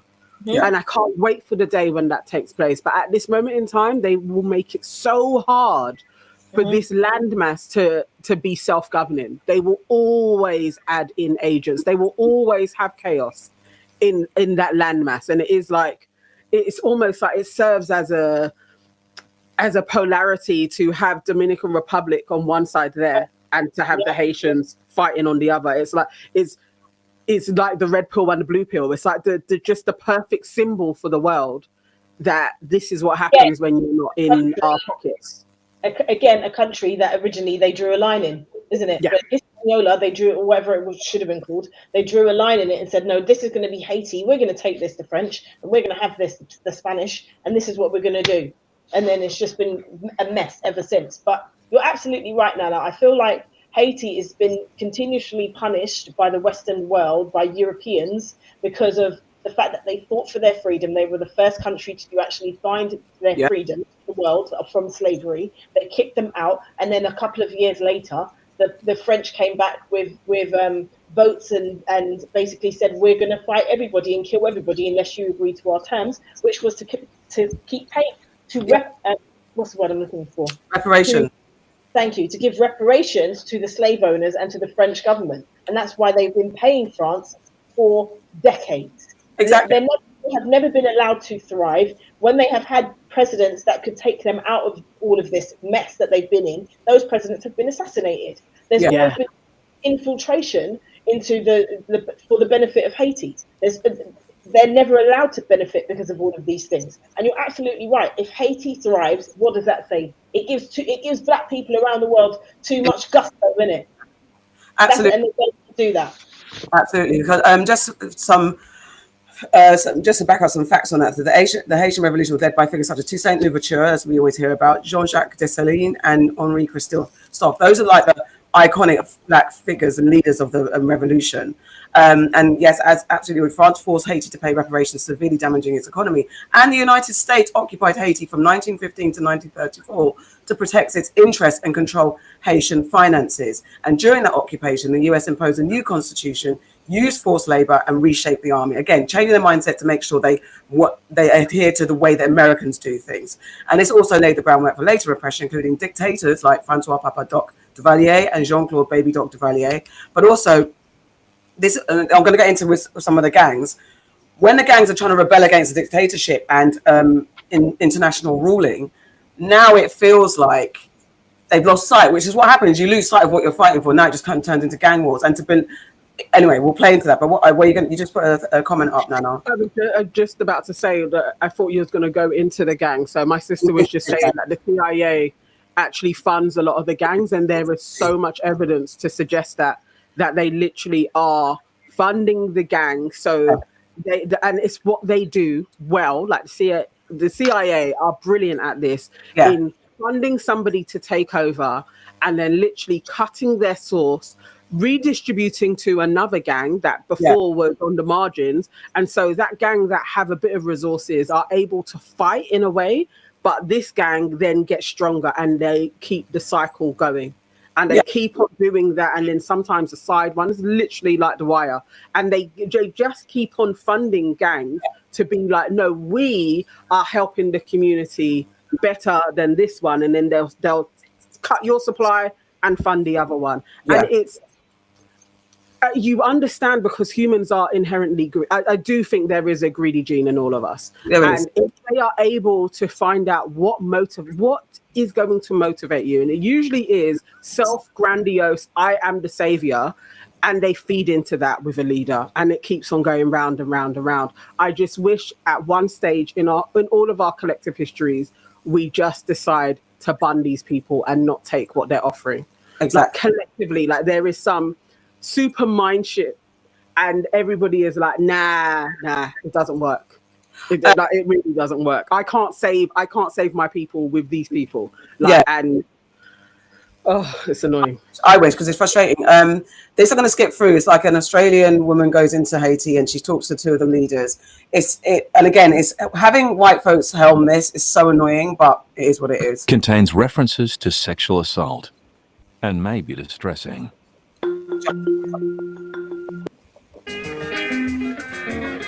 From here, I'll hitch a ride on a helicopter run by the World Food Programme. These go here and here. Thank you. Responsible for the violence that's displaced 1 million Haitians. And last year, left more than 5,000 dead.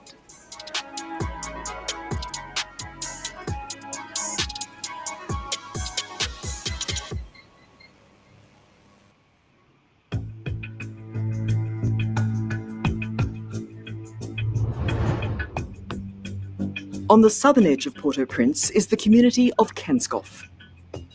This area had been largely spared from the escalating violence, but not anymore.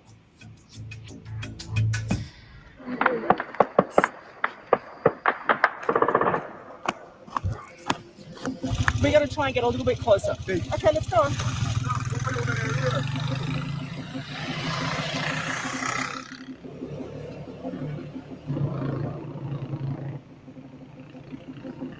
An armoured vehicle has just passed by.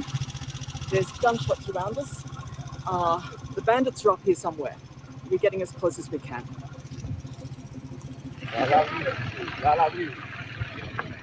The moto driver will take me no further. Merci beaucoup. The fighting between armed gang members and security forces is only a few hundred meters away. There's something about her that I just want to say. I'm not going to say anymore.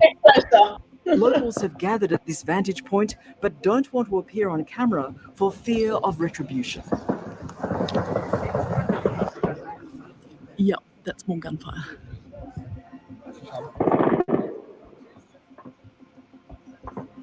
The reason why the battle here is so intense is because this is such a strategic point.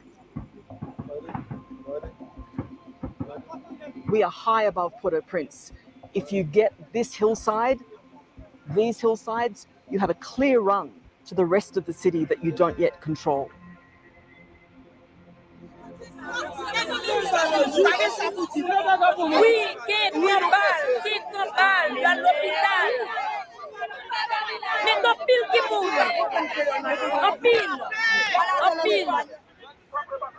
There are hundreds of locals here seeking shelter, blindsided by the gang attack on their community. Pendant nous dans le jardin, c'est nous tendez football a pété. Nous fait 5 jours dans la classe sans manger, sans boire. Avant sel rad sous nous, on sel pantalette sous nous, nous fait 5 jours. Let sous 5 jours. You are not a young person, but you had to run. Are the police doing enough?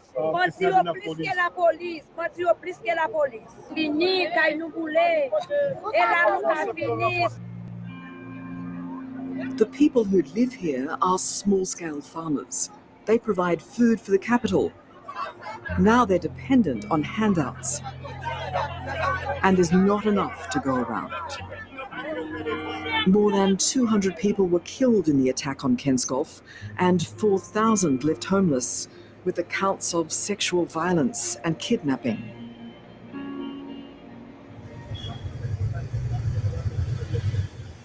Ensuite, il y a 10 filles. Il y a un instrument que les cocktails monotones, c'est les mêmes. Ils sont à distance, ils voient. Ils ne pas arriver près, mais les à distance, ils sont à côté de tomber, ils tout prendre 10 filles. C'est celle vie, on est qu'à sauver vie. Bon, c'est boss, moi, je fais meubles. Je suis un atelier dans la cour. Tout le monde est brûlé net. Ronald has lost the tools he needed to earn an income. But his 13-year-old daughter has ambitions to one day provide for the family. What would you like to be when you finish school, when you grow up? Doctor. A doctor. So you like studying? On the same tarmac at the same airport where passengers can't land, there are new arrivals. Kenyan police officers.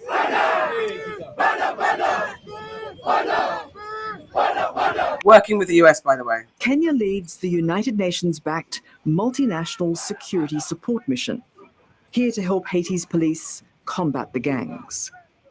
They first arrived in 2024, when the government declared the number of armed gang members holding Haiti hostage was 12,000.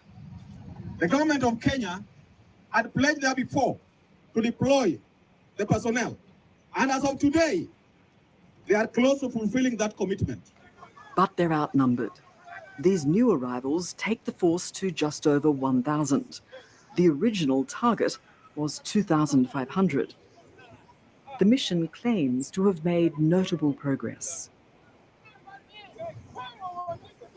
The Kenyan force commander won't talk to me, but there's someone on the other side of this conflict who will. Entering gang territory is an exercise in trust. I'm meeting Haiti's most powerful gang leader, Jimmy Cherezier, better known as Barbecue. The self-styled armed revolutionary used to be at war with other gangs, but now they've joined forces. And here's the front man. We go for a walk? No problem. What do you think of Donald Trump? What do you think of Donald Trump? What does he mean for Haiti? Ça m'a toujours dit des trucs gouvernement américain va changer. Parce que Donald Trump sont nationalistes, Donald Trump sont patriotes, ni gestionnaire mes pays, Donald Trump a fait travail pays. Nous-mêmes tout, nous supposons montrer que nous sommes patriotes, nous supposons que nous sommes nationalistes et que nous faire travail pays par nous.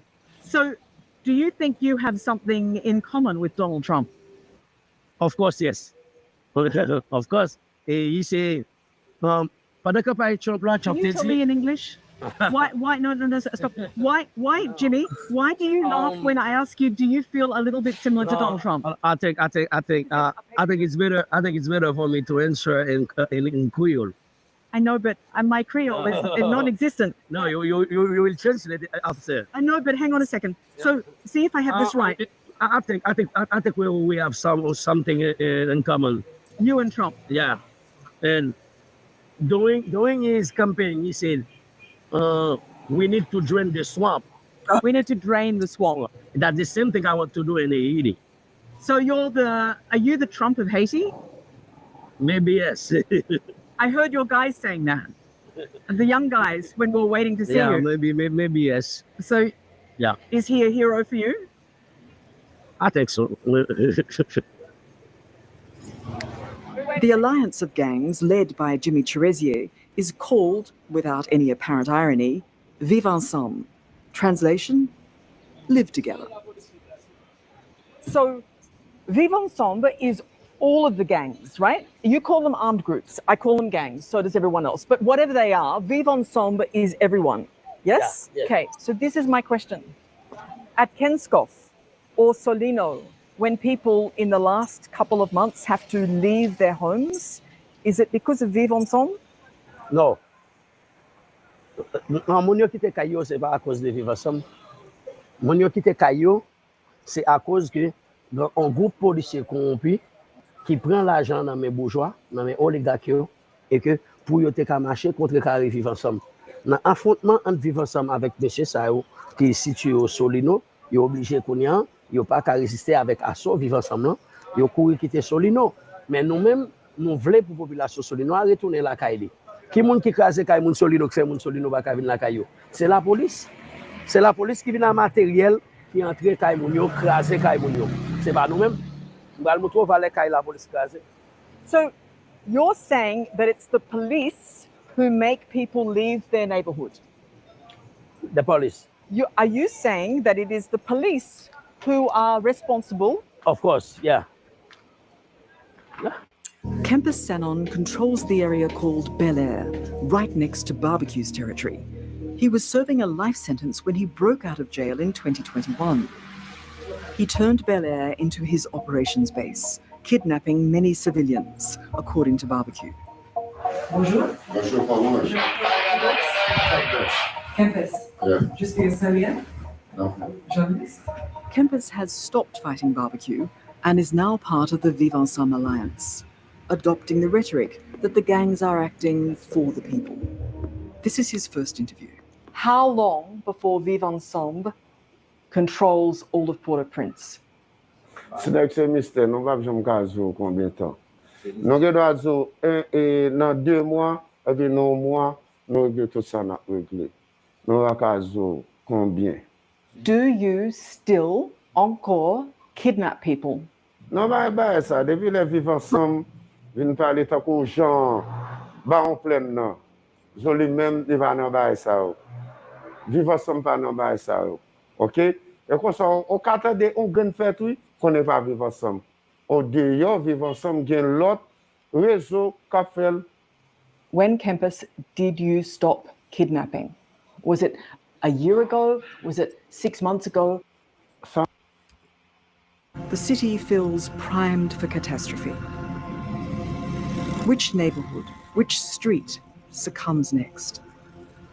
There aren't enough police in Haiti to keep law and order, and the Kenyan-led mission has failed to dent the bloodletting. I asked both for an interview, but they did not respond. I mean, you get the picture of what's going on, but there's no mention in this overview of the Western influence and even the United Nations getting behind Kenya to do this. You're sending out a Black African country to deal with the mess that you guys created, or know who actually created it. And not that we want the West to send in any troops, but I don't know how this is also resolved.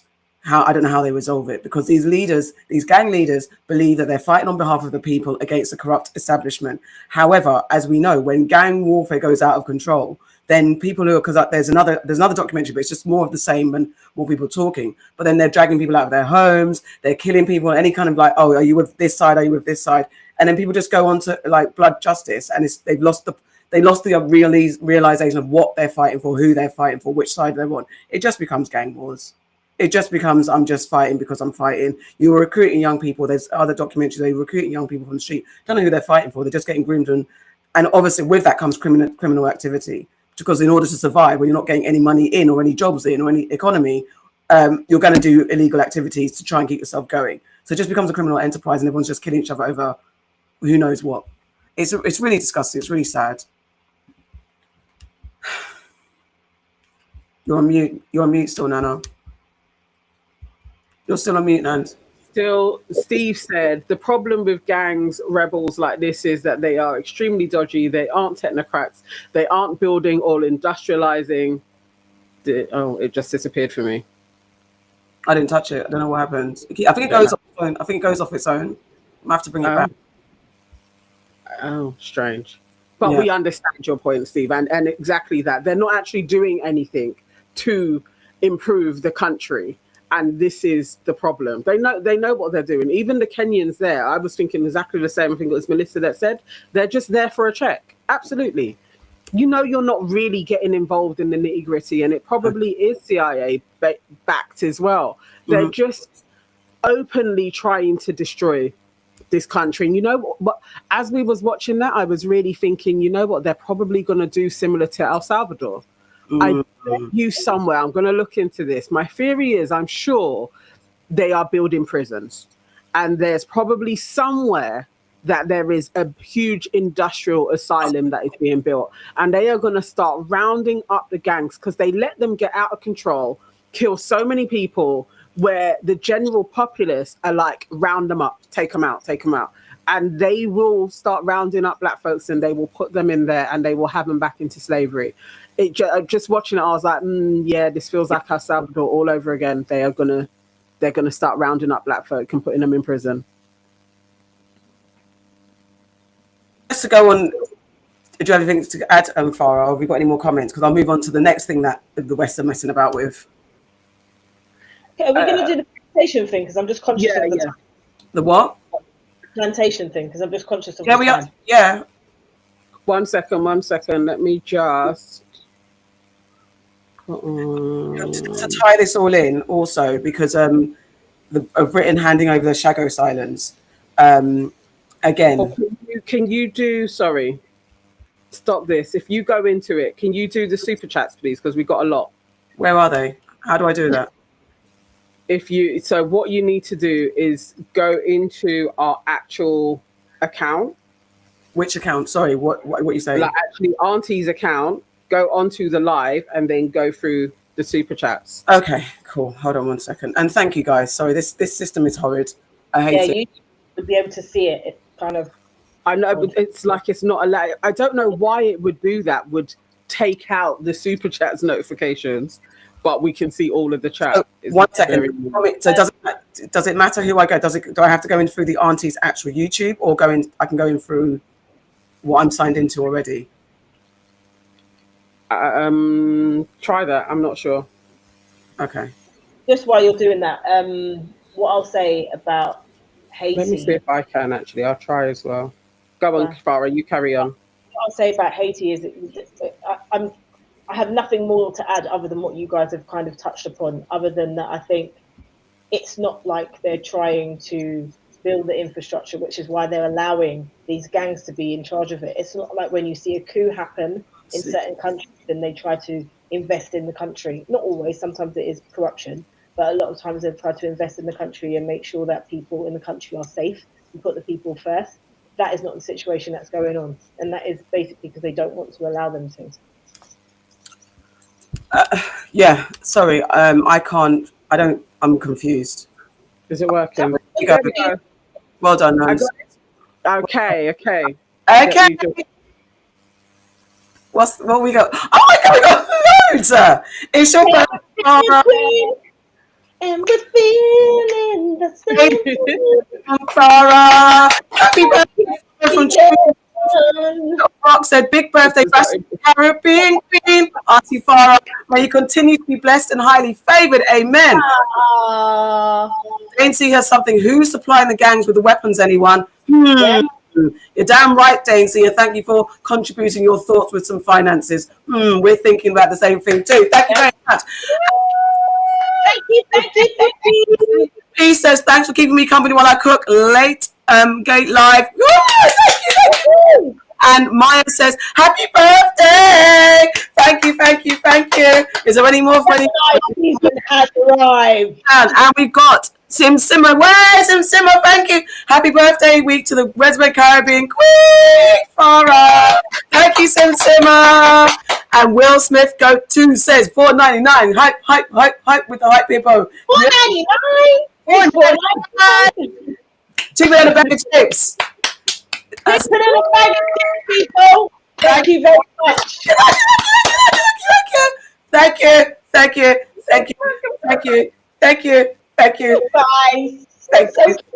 Very, very cute. Very, very cute. We're back. That was great. That was wonderful. Thank you so much, guys. I really appreciate you. Sorry, this whole system's taken the joy out of doing this.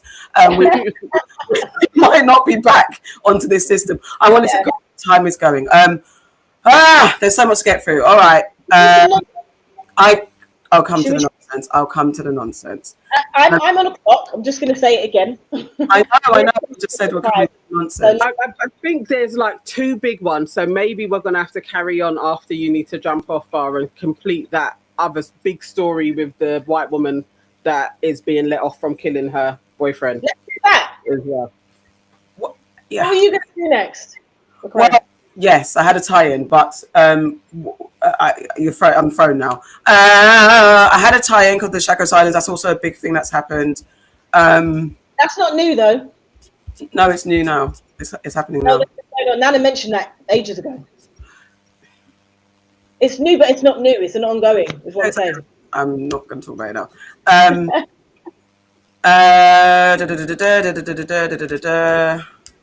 All right, talk amongst yourselves. Just getting comments whilst we're. Oh my God, Sasha P! What? Oh my God!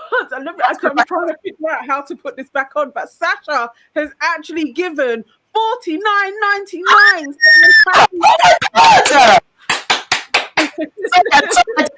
I don't mean to just scream for everything. Thank you, Sasha. I hope you didn't make a mistake. I hope you went. Thank you, Sasha, but I really hope that you didn't make a mistake and you meant to give $49.99 and not $4.99.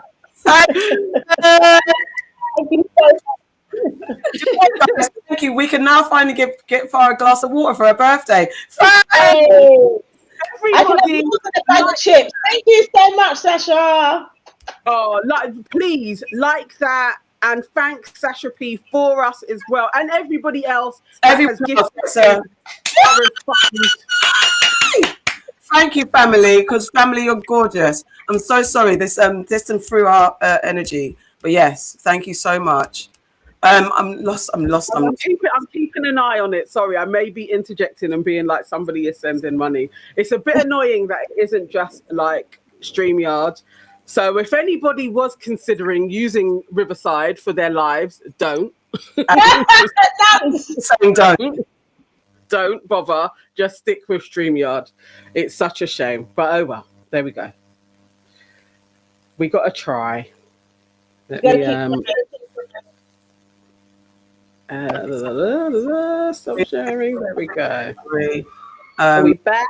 We're back. Okay, so then there's this case. A grand jury has declined to indict Hannah G. Cobb in the fatal shooting of her boyfriend Telvin Osborne in Burke County, Georgia. Cobb claimed the incident was accidental, but authorities initially disputed her account. Tensions have risen following the announcement, with local law enforcement warning against potential unrest. There's no charges for the woman that shot Telvin Osborne. A grand jury has declined to press charges against Hannah Grace Cobb, and the district attorney says that the case is now closed. And if you hadn't heard, Hannah Cobb, age 25, was accused of unaliving Telvin Osborne, age 30, in their master bedroom. After an argument had erupted, pushing and shoving, she fired a fatal shot, taking the life of her children's father. She stated that they had been out all night, and allegedly there was drinking involved. She says she was checking her firearm coincidentally, as they do every night. And while she was manipulating the weapon, she thought it was on safety and she fired it to his chest. But they're not even willing to pursue this case. So she was checking to see if the trigger worked. Y'all stay safe out there. I'm not saying that you should have a Nest videotape in your home, but the eye in the sky does not lie. No charges for the woman that. Is this not the wildest case ever? That no charges, and you basically but you shot him, and that should be okay. Like, we should just accept. Okay, I mean, I know he also was like a coconut and everything else, but still, it just feels like, how can you get away with shooting somebody? And you just get to go home. I don't understand. I think you've gone on mute again. I'm kicking me out. I'm trying to share the news story. Here we go. I hate this thing now. I think it's even like, fuck you. An arrest has been made in a shooting in Burke County. The Burke County Sheriff's Office announced today that Hannah Grace Cobb was charged with involuntary manslaughter in the death of Telvin Osborne. Osborne was shot in the chest at a home on 4 Points Road on Sunday and pronounced dead at the hospital. Investigators say alcohol was involved and the shooting was not accidental. The offenses committed leading up to the discharge of the firearm included simple battery, family violence, and reckless conduct. It is reckless to go out and get drunk and then introduce a firearm into an argument. It is reckless to engage in an argument where there's pushing and shoving going on. And those are the predicate charges for the charge of involuntary manslaughter. Sheriff Williams says more charges could be coming as the investigation continues. And even just for that, because she was under the influence, and you can't drink and drive, right? So why is it okay to have a weapon and be drunk? Even for that, should she not receive some sort of time? Okay, if they're like, okay, it was an accident, you didn't kill him on purpose, allegedly, shouldn't she receive some time for handling a weapon while drunk? Wouldn't it be like involuntary manslaughter? Like some type of manslaughter? That's what they arrested her for, but they didn't, the jury or whoever didn't think it was okay to charge her for it and to go to trial. But at the very least, there should be something. It's wild. No, because if you killed somebody in a car and you were drunk driving, you got to do time. So to me, it is the same thing. Yeah, you were handling a gun and you had diminished responsibility. Like, you've got to do some type of time. You have to. Exactly, Nance. I don't get it. Crazy. I mean, there's not a lot of news stories actually covering the charges being dropped, so I don't know if more will come out later. There's only more reaction videos, so I don't even know what that is. I was trying to verify it and I couldn't find anything else, so maybe it will evolve with the fact that there's their warning of unrest, because it is wild that there's nothing, just nothing. I don't know. There'll be no, so as Christian Jane was saying, would he want us black women to advocate for him? Hopefully other black men and white women advocate for justice for his death, because I'm staying out of it. There is an absolute evidence that's why I don't think there is going to be any unrest, because what he didn't ever know is in these situations, it is black women usually are the rally criers for actually this type of protests and everything else. And his Twitter was disgusting. It's like he hated black women, and then look at your end. Look at how you went. Sometimes the universe serves up people. You win some, you lose some. Okay, so just we got to wrap up. Have we got any nonsense? We have quite a bit of nonsense, but we'll stick with the one that we were going to go through last week. And it's less nonsense, more like retribution. And the largest antebellum mansion in the South burns to the ground. Nottoway Plantation, the largest surviving antebellum mansion in the American South, has been destroyed by fire in White Castle, Louisiana. Built in 1859 using enslaved labor, the 53,000 square foot mansion featured 165 rooms and was considered a landmark of Southern architecture and history. Fire crews were unable to save the structure as flames quickly engulfed it on Thursday afternoon. This was Thursday a couple of weeks back. And I'm just going to share, there's a news report, there's a bunch of videos that we can get into. First of all, the overview of what actually happened.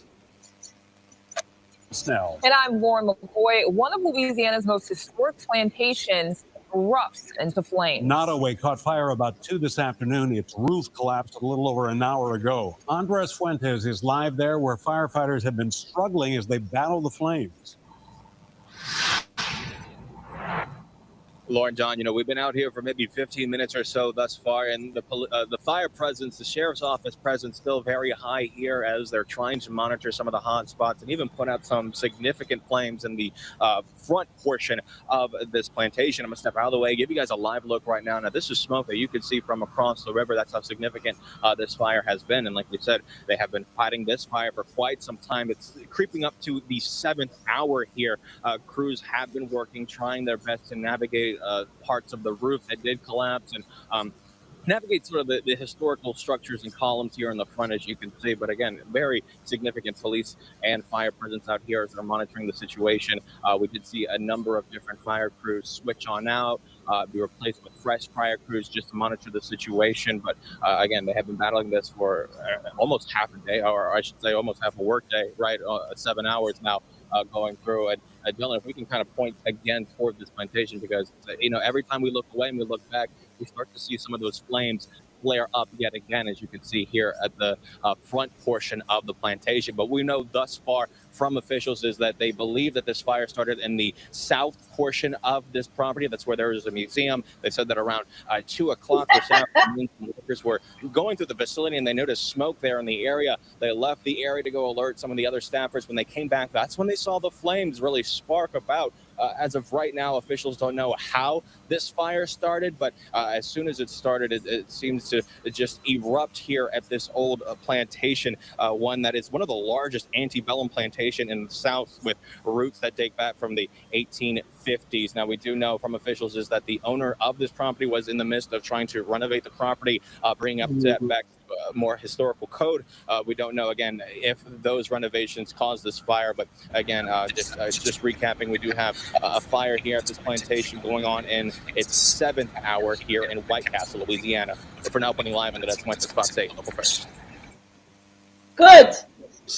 Exactly. I'm glad it burned, and it started in the museum as well, probably where they didn't talk about slavery. They just talked about, oh, they used to drink tea and host parties here. I'm going to share this. This is something from Jill Scott. It's a couple of years old, but so fitting. Hi. Yeah, it is.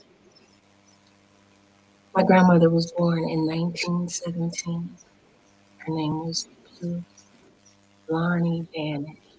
Blarney, like the Blarney Stones. And we called her Q. And she was so proud. She used to sing these things. Gotta get the right note. Have you ever been fishing on a bright sunny day? Put your foot on the rock and the rock slip away. Put your hands in your pocket and your pockets in your hands, and see all the fish do the hoochie coochie dance.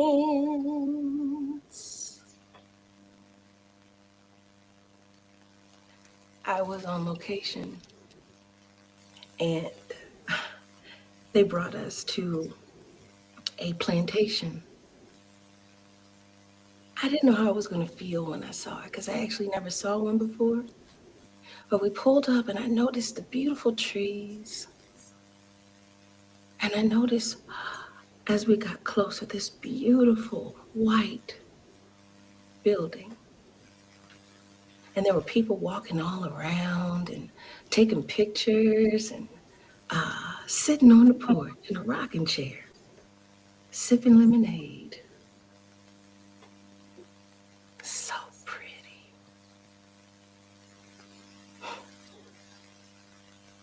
So I decide I'm going to take the tour. All right, I'm here. Let me take the tour. So I take the tour, and they're walking through the parlor and talking about how they would host guests and serve brandy and tea and have conversation, and music would be played. And everybody's going, oh no, don't touch the furniture. And we went through the dining room. And all the mahogany chairs and the chandeliers and things as such that had to have, candle lit.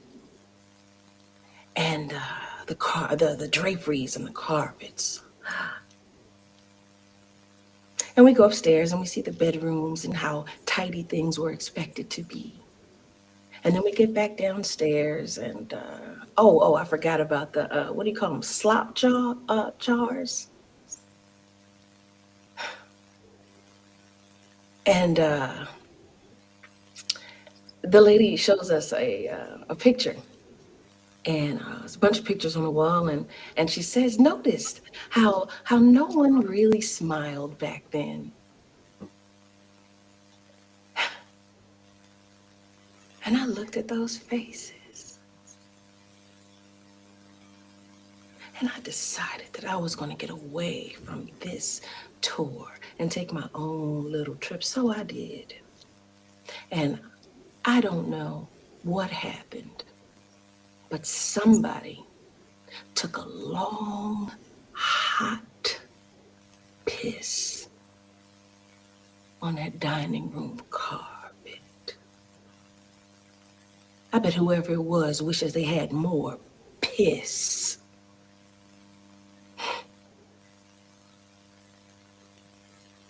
They make these places into bed and breakfasts that people come from around the world to stay in. They offered me the slave quarters. Oh, it's remodeled. It's beautiful.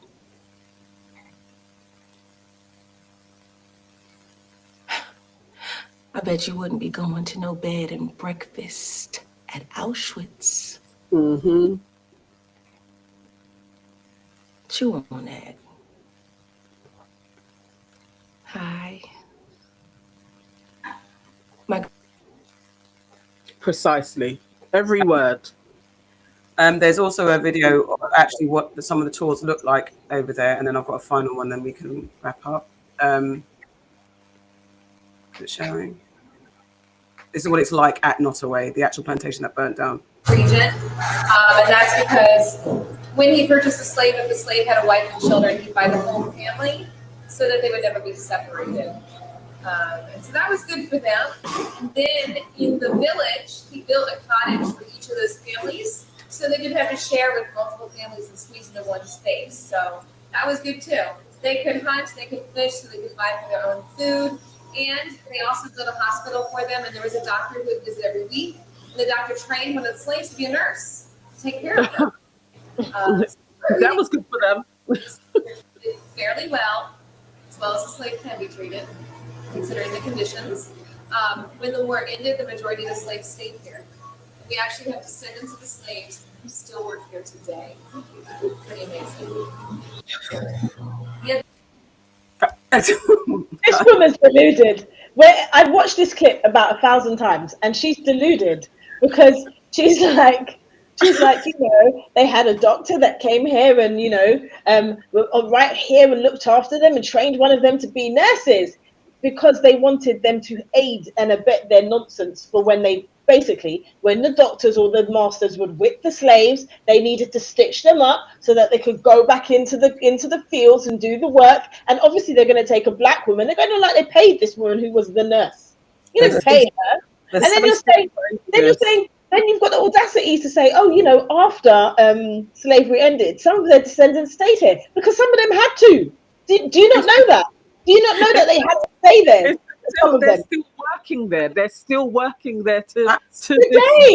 They're still here today. And when, you know, he was very good because when he bought a slave, he bought the whole family so they could be together. Isn't that amazing?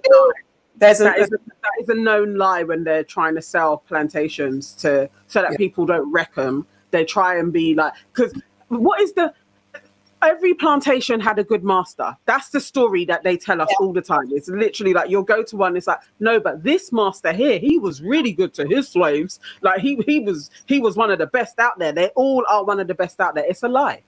You're just lying, basically. Even how people were delivering it. It was almost like something out of a film.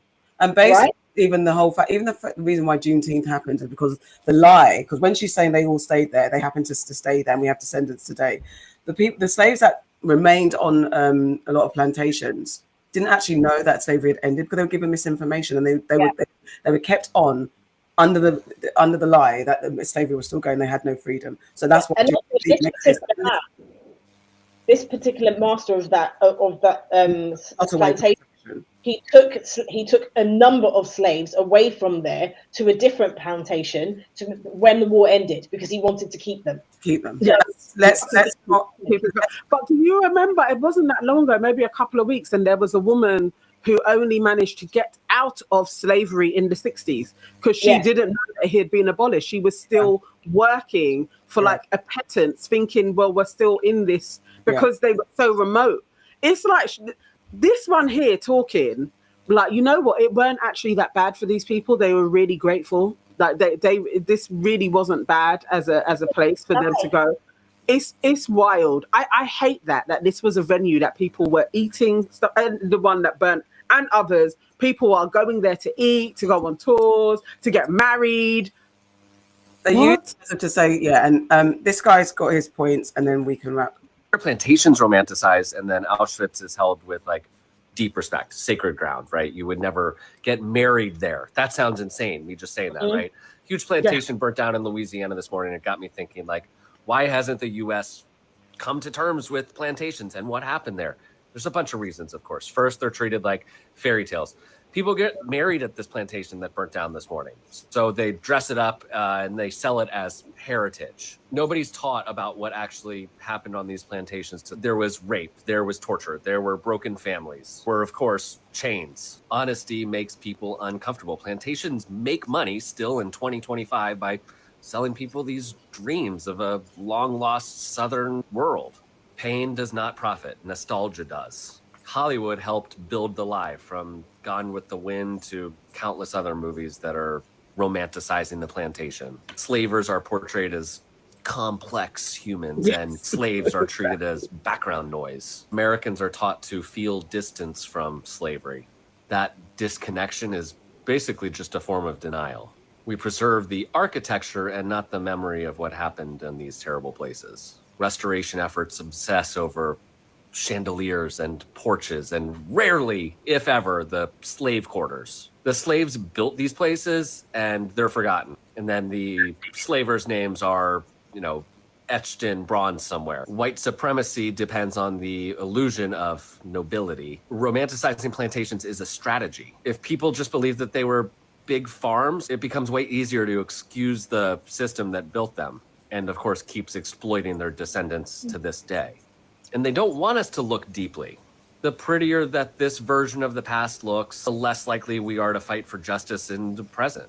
The economic foundations of slavery still ripple through everything in this country. And if you don't realize that by now, you are lying to yourself. And last but not least, we've never had a national reckoning with slavery. Germany turned its atrocities into a solemn vow, never again.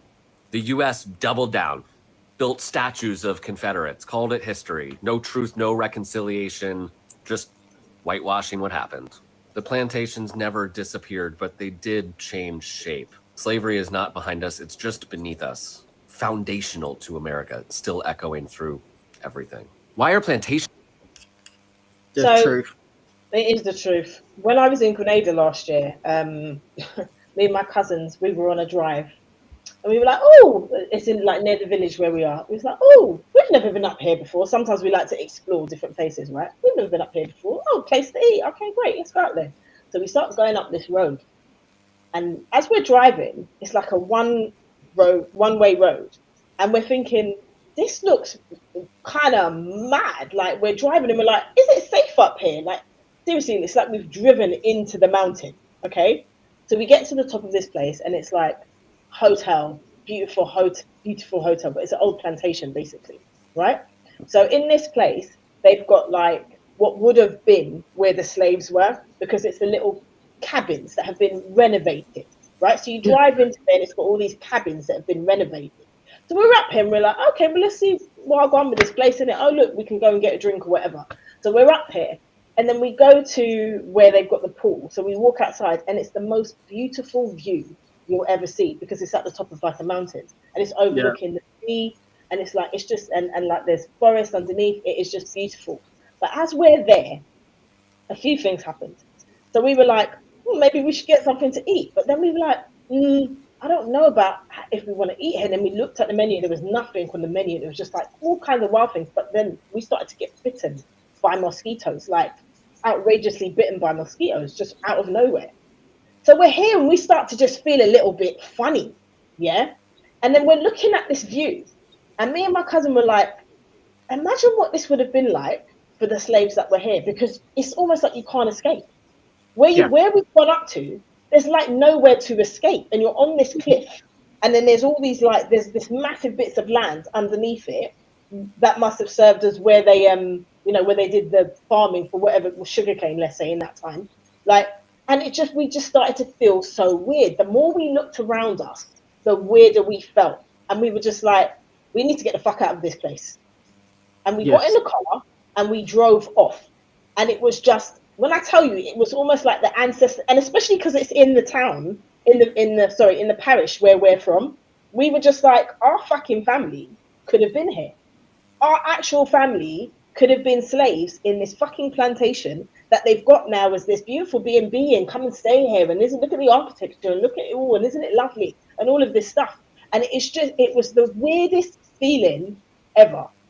And yes, I think totally your ancestors were like, come off this land. There's no way you're even having a drink, eating here. You need to leave. Most definitely. And there usually are at places like that. I did actually. There was a few in Jamaica that you kind of pass by, but they are like the huge hotels now, and they are high because it would be for that reason. So they're not going to make it easy for you to be able to leave. Basically, it's going to be in really weird places. I'm glad you guys didn't eat and drink there as well. Seriously, Nana, like I've never experienced anything like it. And then me and my cousin, we were talking about it afterwards, and we just felt like most definitely our ancestors were telling us, you lot need to come out of here. Yeah, it was wild. We were just looking around at this beautiful view, and we just thought, imagine being here and you can't especially the route that we had to get up there. If you were on foot and you needed to leave, like there's so much bush and shit all around you, like could you even escape? Wild. So do you know what, it's so funny because when you think about those places, I never even thought about, as you were saying, like, it's obviously make it harder because the way, as the guy was saying, as everyone has said, and that we all know, those plantations are romanticized. The land is always romanticized, and you just think flat. And when you definitely think about America, there's rarely any focus on what was happening in the Caribbean and how there's, I can't even think of a film that actually touches on having the story in the Caribbean and what it was like. You don't see that. You have the image of a plantation in America in the kind of Atlantic kind of foresty type, so you think it's flat land. You don't think about where they place them, and that in itself is so evil and conniving. That, well, we've got to go up a mountain and make it as hard for the slaves to get to safety or get to their people, even just get back to their people. We're going to put it in a far off, high up land, because where we're going to go, the dogs will find them quickly because they've got nowhere to go. They've got no water to get to hide their scent in the water. and all that stuff. And in America, even this thing about descendants being on the plantation land. So I've told you guys many times, like my great great grand was born into slavery, but the place, like the actual small village within the parish that we're originally from, that was all a plantation at one stage. And I remember like my grand telling us stories about when she was growing up, like they all worked in like on this plantation, and there's a few of it. But obviously, as free people, but they didn't. It's not like they owned the land. So like even now, I'm thinking, well, who was that money? Who was harvesting or getting the money from that land that they were working on? Like my grand tells me that's how she met my granddad. They were all working on this plantation, and I'm like, you know, even then you have this idea of, oh, they're just working in the fields and the farms, but no, it was a fucking plantation. Absolutely.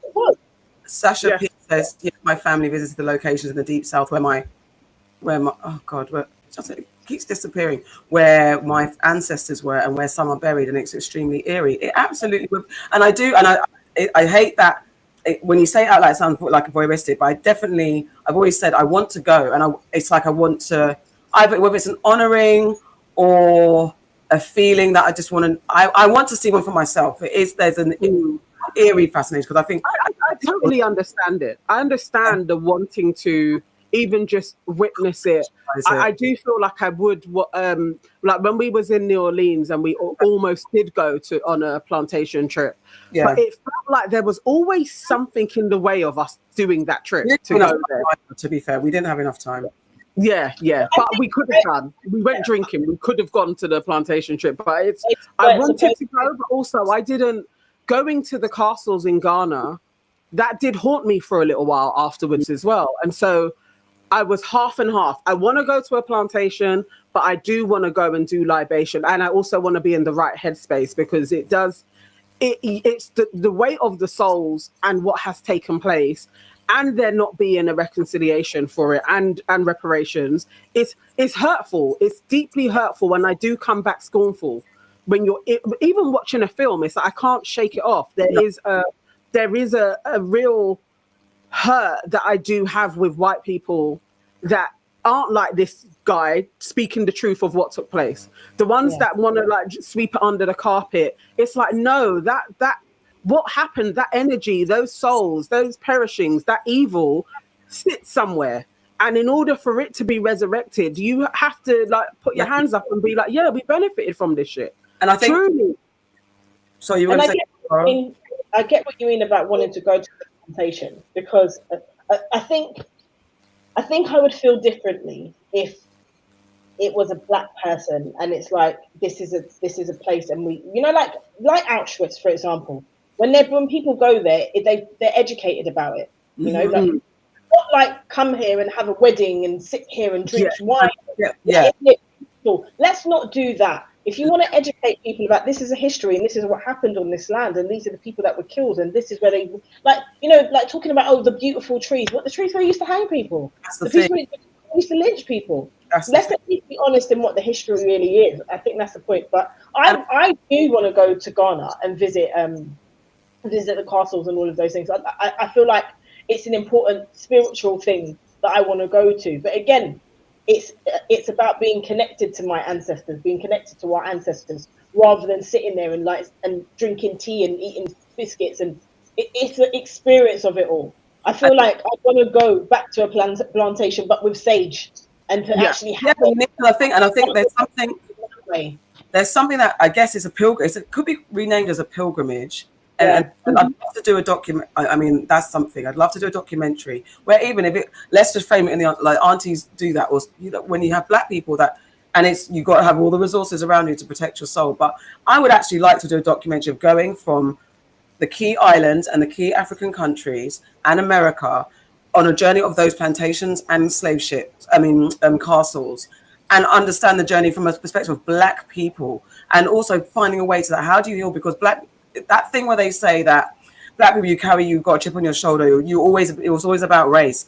And though it's always about race, because we're never allowed to forget, and we have not been truly apologized to. And it seems so simple to say, just want an apology. But that freeing, if white folks really understood, I don't even think they cannot fathom what we have been through, what we experienced, whether you're African, Caribbean, or from America.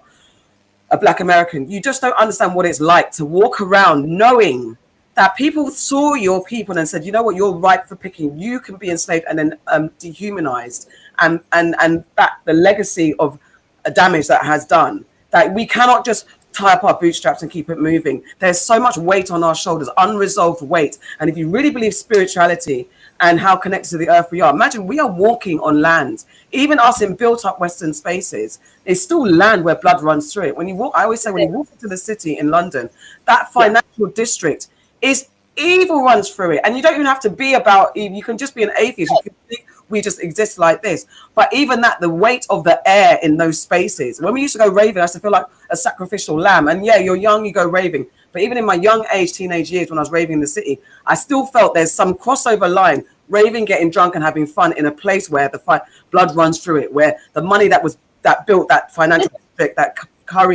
carries the UK, keeps it being the empire that it is. Even though the empire seems to be destroyed, it's still got its tentacles in everything else, everything we spoke about today. There's something in it, and it's something dangerous about us, even Black people, raving in spaces like that and being free. I always came home feeling some type of way when I raved in the city, always. But it's like you said. The thing about us not being able to get over it is because, and Nana said this as well, we've all said this in one way, shape or form, the trauma of what we experience as Black people globally, it is in our DNA. Yeah, there are certain, it is in our DNA. We're not able to escape it because of the trauma passes down. We know that for a fact, right? Yeah. And if you think about, like, not only what happened in the Caribbean and in America, but those families that were left behind in Africa that had people ripped from them. That's fucking traumatic. And then the idea that they could be taken too, and then they're colonized, all of these things going on and killed. And it's like, and then we're expected to just get over it because they want to say it was such a long time ago. But if you'll never apologize, if these things are never acknowledged, right? They say, okay, let's take this for example. They say never again about the Holocaust because you have to verbalize it. You have to say it so that it never happens again, right? They've apologized and made a big point of it so that these things, these atrocities that happened, never happen again. But the fact that we've never had that back, how do we know that shit's not going to happen again? Because it is still happening. You don't know. And the thing about what you said about being in the city, I've told you guys before, I have actually been to, there's a chapel underneath the Houses of Parliament. And I've been into this before because I can't even explain, but I've been into this chapel.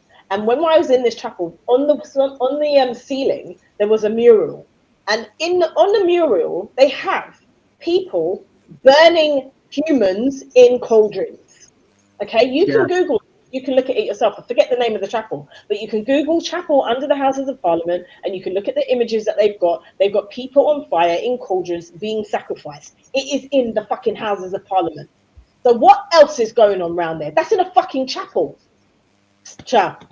So anyway, if you go around the city, I think the Black History Studies, they do a tour. Walk, yeah. The city is surrounded by gargoyles and images all around various buildings. It's not even just like the banks. It's all around. The place is heavily shrouded in occult culture as well. They know what they were doing in terms of like using it as a money laundering space, and it still is to this day, as a port, which it used to be, and they were bringing the goods in from the Caribbean. Like they've used that area. It's why it is basically separate to the Isle of the UK. Like it has its own dominion, different laws, everything. They know what they're doing. It definitely is. It's a dodgy place. I would love to do that journey. My sister did do a lot of research in forts and castles along the coast of West Africa. So there's loads of them. Like we could even go to Nigeria. Like we could go to Burkina Faso. Like we could travel through and really, I would love that. I would love somebody to really sponsor us to actually do the travel, to go to the Caribbean, to go to America, to do parts of it in Africa as well, and to be in the UK and really see how this journey has all tied us together. But then there are factions that are still trying to keep us separate all the time when it truly is one people. They just displaced us all over the place. Yeah, that's because someone's in the comments saying that, have we heard about the Black Americans and say they were Native to America. I'm not even going to get into that, but we know about the ADOS and the FBA, and that's, as Nana says, it's a divide and conquer that's still working, so stupidly still working. Because when you do, and I think it takes more Black people to do this journey, because it's always like I was saying, I was having a visceral reaction to the white woman the white Australian journalist who went into Haiti, and I'm annoyed because it shouldn't be her, but at the same time, I had to give her some grace because she's bringing the story to the forefront. Because there's not many stories, and there's not many Black reporter journalists that get this chance to do that, especially from a Western perspective, that get the chance to do these things. So I give people like grace because they're bringing the story, but there's something about it, just even with her hair out. I don't know what it is. It's something, the symbolism of her is. Yeah, I know what you mean. Do you know what I mean? I've got to leave, but before I leave, could you just do one nonsense thing for me? Can you just play the Jennifer Lopez thing? Oh, I don't want to do that, but yeah, okay. Well, no, don't do it then. I just need a nonsense thing to end on. It doesn't have to be that. It can be nonsense one thing. Anything you choose. I sent you a message saying I can stay on till 3:30. Or are you ready to go? Well, no, the reason why, because I'm going to the same place that Farrah's going to, but I mean, I will get into timing and starting. But yes, because I also have to leave now. I would have been, I've got to leave as well. You have to leave now. I have to leave now because I've got to divert somewhere. Yeah, yes, because I've also given other people times to be where we need to be. Okay. Yes, but okay. Jennifer Lopez, just because, God. It doesn't have to be her. I know you've got more nonsense. It doesn't have to be. This is actually annoying. Not annoying. It was actually ridiculous. It's more of a God. We're going to go into discussion, aren't we? Hold on. So much to discuss here. Where is it? There is it. Where is it? Where is it? Where is it? Where is it? Where is it? Where is it? Where is it? Where is it? Where is it? Where is it? Please don't tell me I lost it. I had it. Talk amongst yourself. Okay. While you're searching for that, somebody said something that was very interesting. Where was it? Momo, the godmother, says, when I went to Ghana, I didn't cry until I went to the slave river, Esen Mansour. I actually got in the river almost like a self-baptism, and I felt the ancestors around me. That sounds amazing. I don't know that one. Esen Mansour. Interesting. I'd want to do something like that. I would. Because even the fact, like I always think it, like even the fact that I'm here. Do you know how much my ancestors had to go through for me to be here? Yes. Like, it's a lot. Well, it's a lot. Oh, somebody has just said, good afternoon, aunties, loving the conversation. They have a slavery tour which meets at the Bank of England. I'm attending with a few friends on the 29th of June. Oh my God, the link.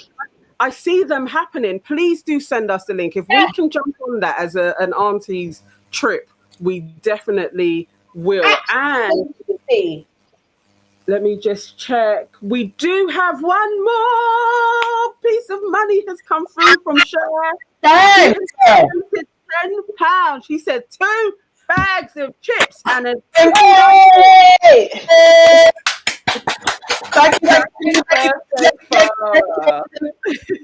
What I was going to say is that what our ancestors definitely did not fight for was this foolishness. This is Pastor Todd, and he came in, he did a concert for his gospel album release in a Cybertruck.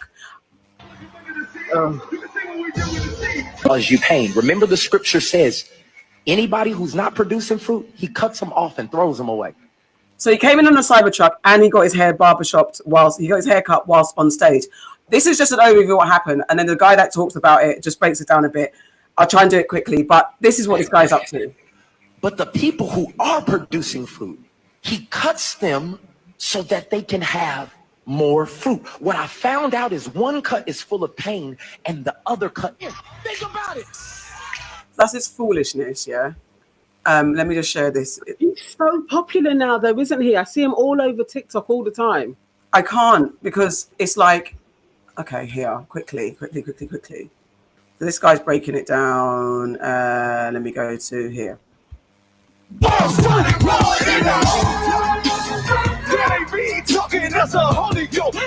Now, this song, I'm assuming, is called The Overflow. It's actually based on a sermon Mike Todd did a few months ago, where essentially is, if you tithe, God's going to multiply your tithe and make you more rich.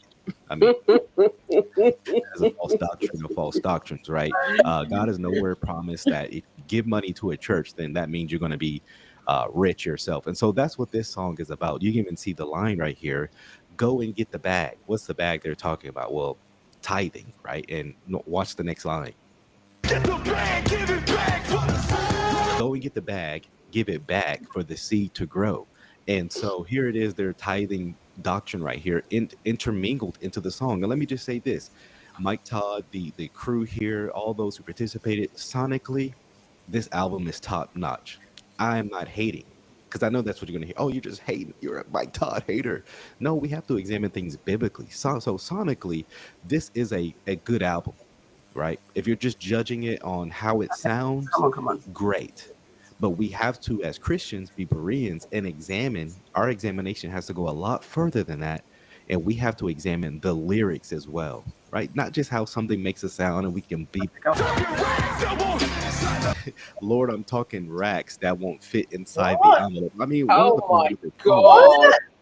Outside of just mentioning the Lord's name, which the world does, how is this a Christian song? I mean, you're literally just talking about getting money.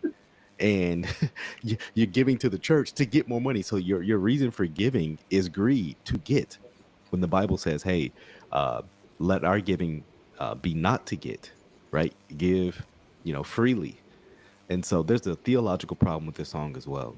I just thought that you should know I'm living. So what is this? The Elon Musk Tesla? What is this? I don't know these cars, right? But here they are. Down. Nothing says worship to God like coming down in a supercharged Tesla, truck, or whatever these new ugly cars are coming out. Sorry, Elon Musk, they're ugly. Yeah. What about this is actually worship? And this is one of my problems too that I have with this album release party. It's Cybertruck like 100K. But the constant pointing to is not to Yahweh, not to God, but it's to the artist. I mean, you're going to see that multiple times just in this. This looks like BET Awards. If I would just play this, it does look like BET Awards. You wouldn't have any church, what this is about. A church out. Right. So I guess they're coming out in a Charger. I can't wait for the free. Overflow like I'm under the sea. You can see what we do in the sea. Now we got fruit and everybody can eat. No. Hear the word. He said num. He said num. Eating the word. Again, you can see the tithing doctrine mixed into this song. Sorry, her face. Wow. But you can constantly see the tithing doctrine intermingled into here, that taking his teachings and intermingling it into the songs. Okay. Wow. Changing my life, so maybe you turn. Making a turn. I'm just trying to live in a overflow. Again, we can go into next week. Wild. And on that note, I'm out. Thank you, everybody, for giving so generously on this my birthday week. Thank you, guys. Thank you. They did well. Big up. Special, I'd say 49 times and 99 pence worth to Sasha. And you know what? That's the time to donate. We should have done, come and give you in the time of Farrah's birthday. Been trying to live in the overflow. We don't do blasphemy around these parts. Good. Anyway, thank you guys so much. Thank you. Sweet Shantae, I'd like to hear how you accidentally became a founding member of SPAC Nation, because gosh darn. All right, guys. Next week, Shantae, please, we need that story. Yes, that sounds crazy. Yes, please. All right, guys. Thank you. That's been News and Nonsense. We'll be back next week. Bye-bye. Thank you so much. Thank you. Okay. Now we have to see if we can actually end the live.